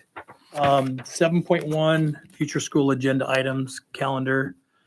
I think the one thing I remember, we were gonna start listing stuff, so if we can start. Got it. Oh, do I need to look at my expanded? We're going to add one from the conversation tonight. Okay. We didn't bring it up during consent, but I know that I've seen people asking on Facebook and on sites and such to when we're going to release the schedule. So now that it's been approved, Will that be pushed out to all the families soon? Next year's calendar? Was this is a draft because some of the days in the draft are Parents are anxious to know when we start so they can plan vacations and they can get everything set up. The sooner we do that, the better, in my We opinion. probably can because the dates while they're being negotiated, I don't know if they expect for all of them. No, those are mainly the CE days that are still up. Sure. In the air. The They rest haven't of them been you signed. can share with the families. Put it on our website or put it out in a blast or something. And I can just talk with Pete just so he knows. Make sure there's no big hangups. That, yeah. Anything else anybody would like to bring up? No, I would remind us that we adjourn in the memory of Carmen. That's what I was gonna do. Eric, I think it'd be appropriate. Do you have the paperwork that you had? That was a little. Yeah. The Not only would I like to adjourn in Carmen Ramos's memory, but Eric, should I read it? yeah, I would appreciate it if you would just read that one more time. Okay, so this was written by Heather Bailey, Communications Director, addressed to the Windsor community, Windsor Unified School District community. Stated is, it is with a heavy heart that we share with you that longtime WUSD employee Carmen Ramos, most recently the Windsor Middle School bilingual liaison, has passed away. She was surrounded by her loving family and in good care for a peaceful end of life. Carmen has truly been a district treasure and was known by many for her humor and kindness. She started in the district over 8 years ago, working as a paraeducator at NCC, Windsor Middle School, Windsor Creek, Village Charter, and Brooks. She then became the bilingual liaison at Windsor High School in 2015 and Windsor Middle School in the fall of 2021. She was the vision of caring and compassion and put in many extra hours to assure our Spanish-speaking families were served well. Carmen often stepped up to help when other sites needed interpretation services. Her family has asked that we share funeral arrangements and invite any and all of you who wish to attend. The closed casket memorial visitation will be at Daniel's Chapel of the Roses Funeral Home and Crematorium on Monday, March 21st from 4 to 8 p.m., 1225 Sonoma Avenue in Santa Rosa. The Mass and funeral will take place the next day, Tuesday, March 22nd at 10 a.m. at Our Lady of Guadalupe Church, 8400 Old Redwood Highway in Windsor. Then burial after the church will take place at Santa Rosa Memorial Park, Shiloh Annex, 1750 Shiloh Road in Windsor. If you or your children need emotional support, please reach out to your school administrators or counselors so we can be of service to you in weathering this unfortunate news. Our thoughts are with Carmen's family and friends in this difficult time. Thank you. Thank you, Eric. Godspeed. Good night, everybody. Thank you. Need a motion to adjourn. I'll motion to adjourn after having I'll read it. second. All those in favor? Aye.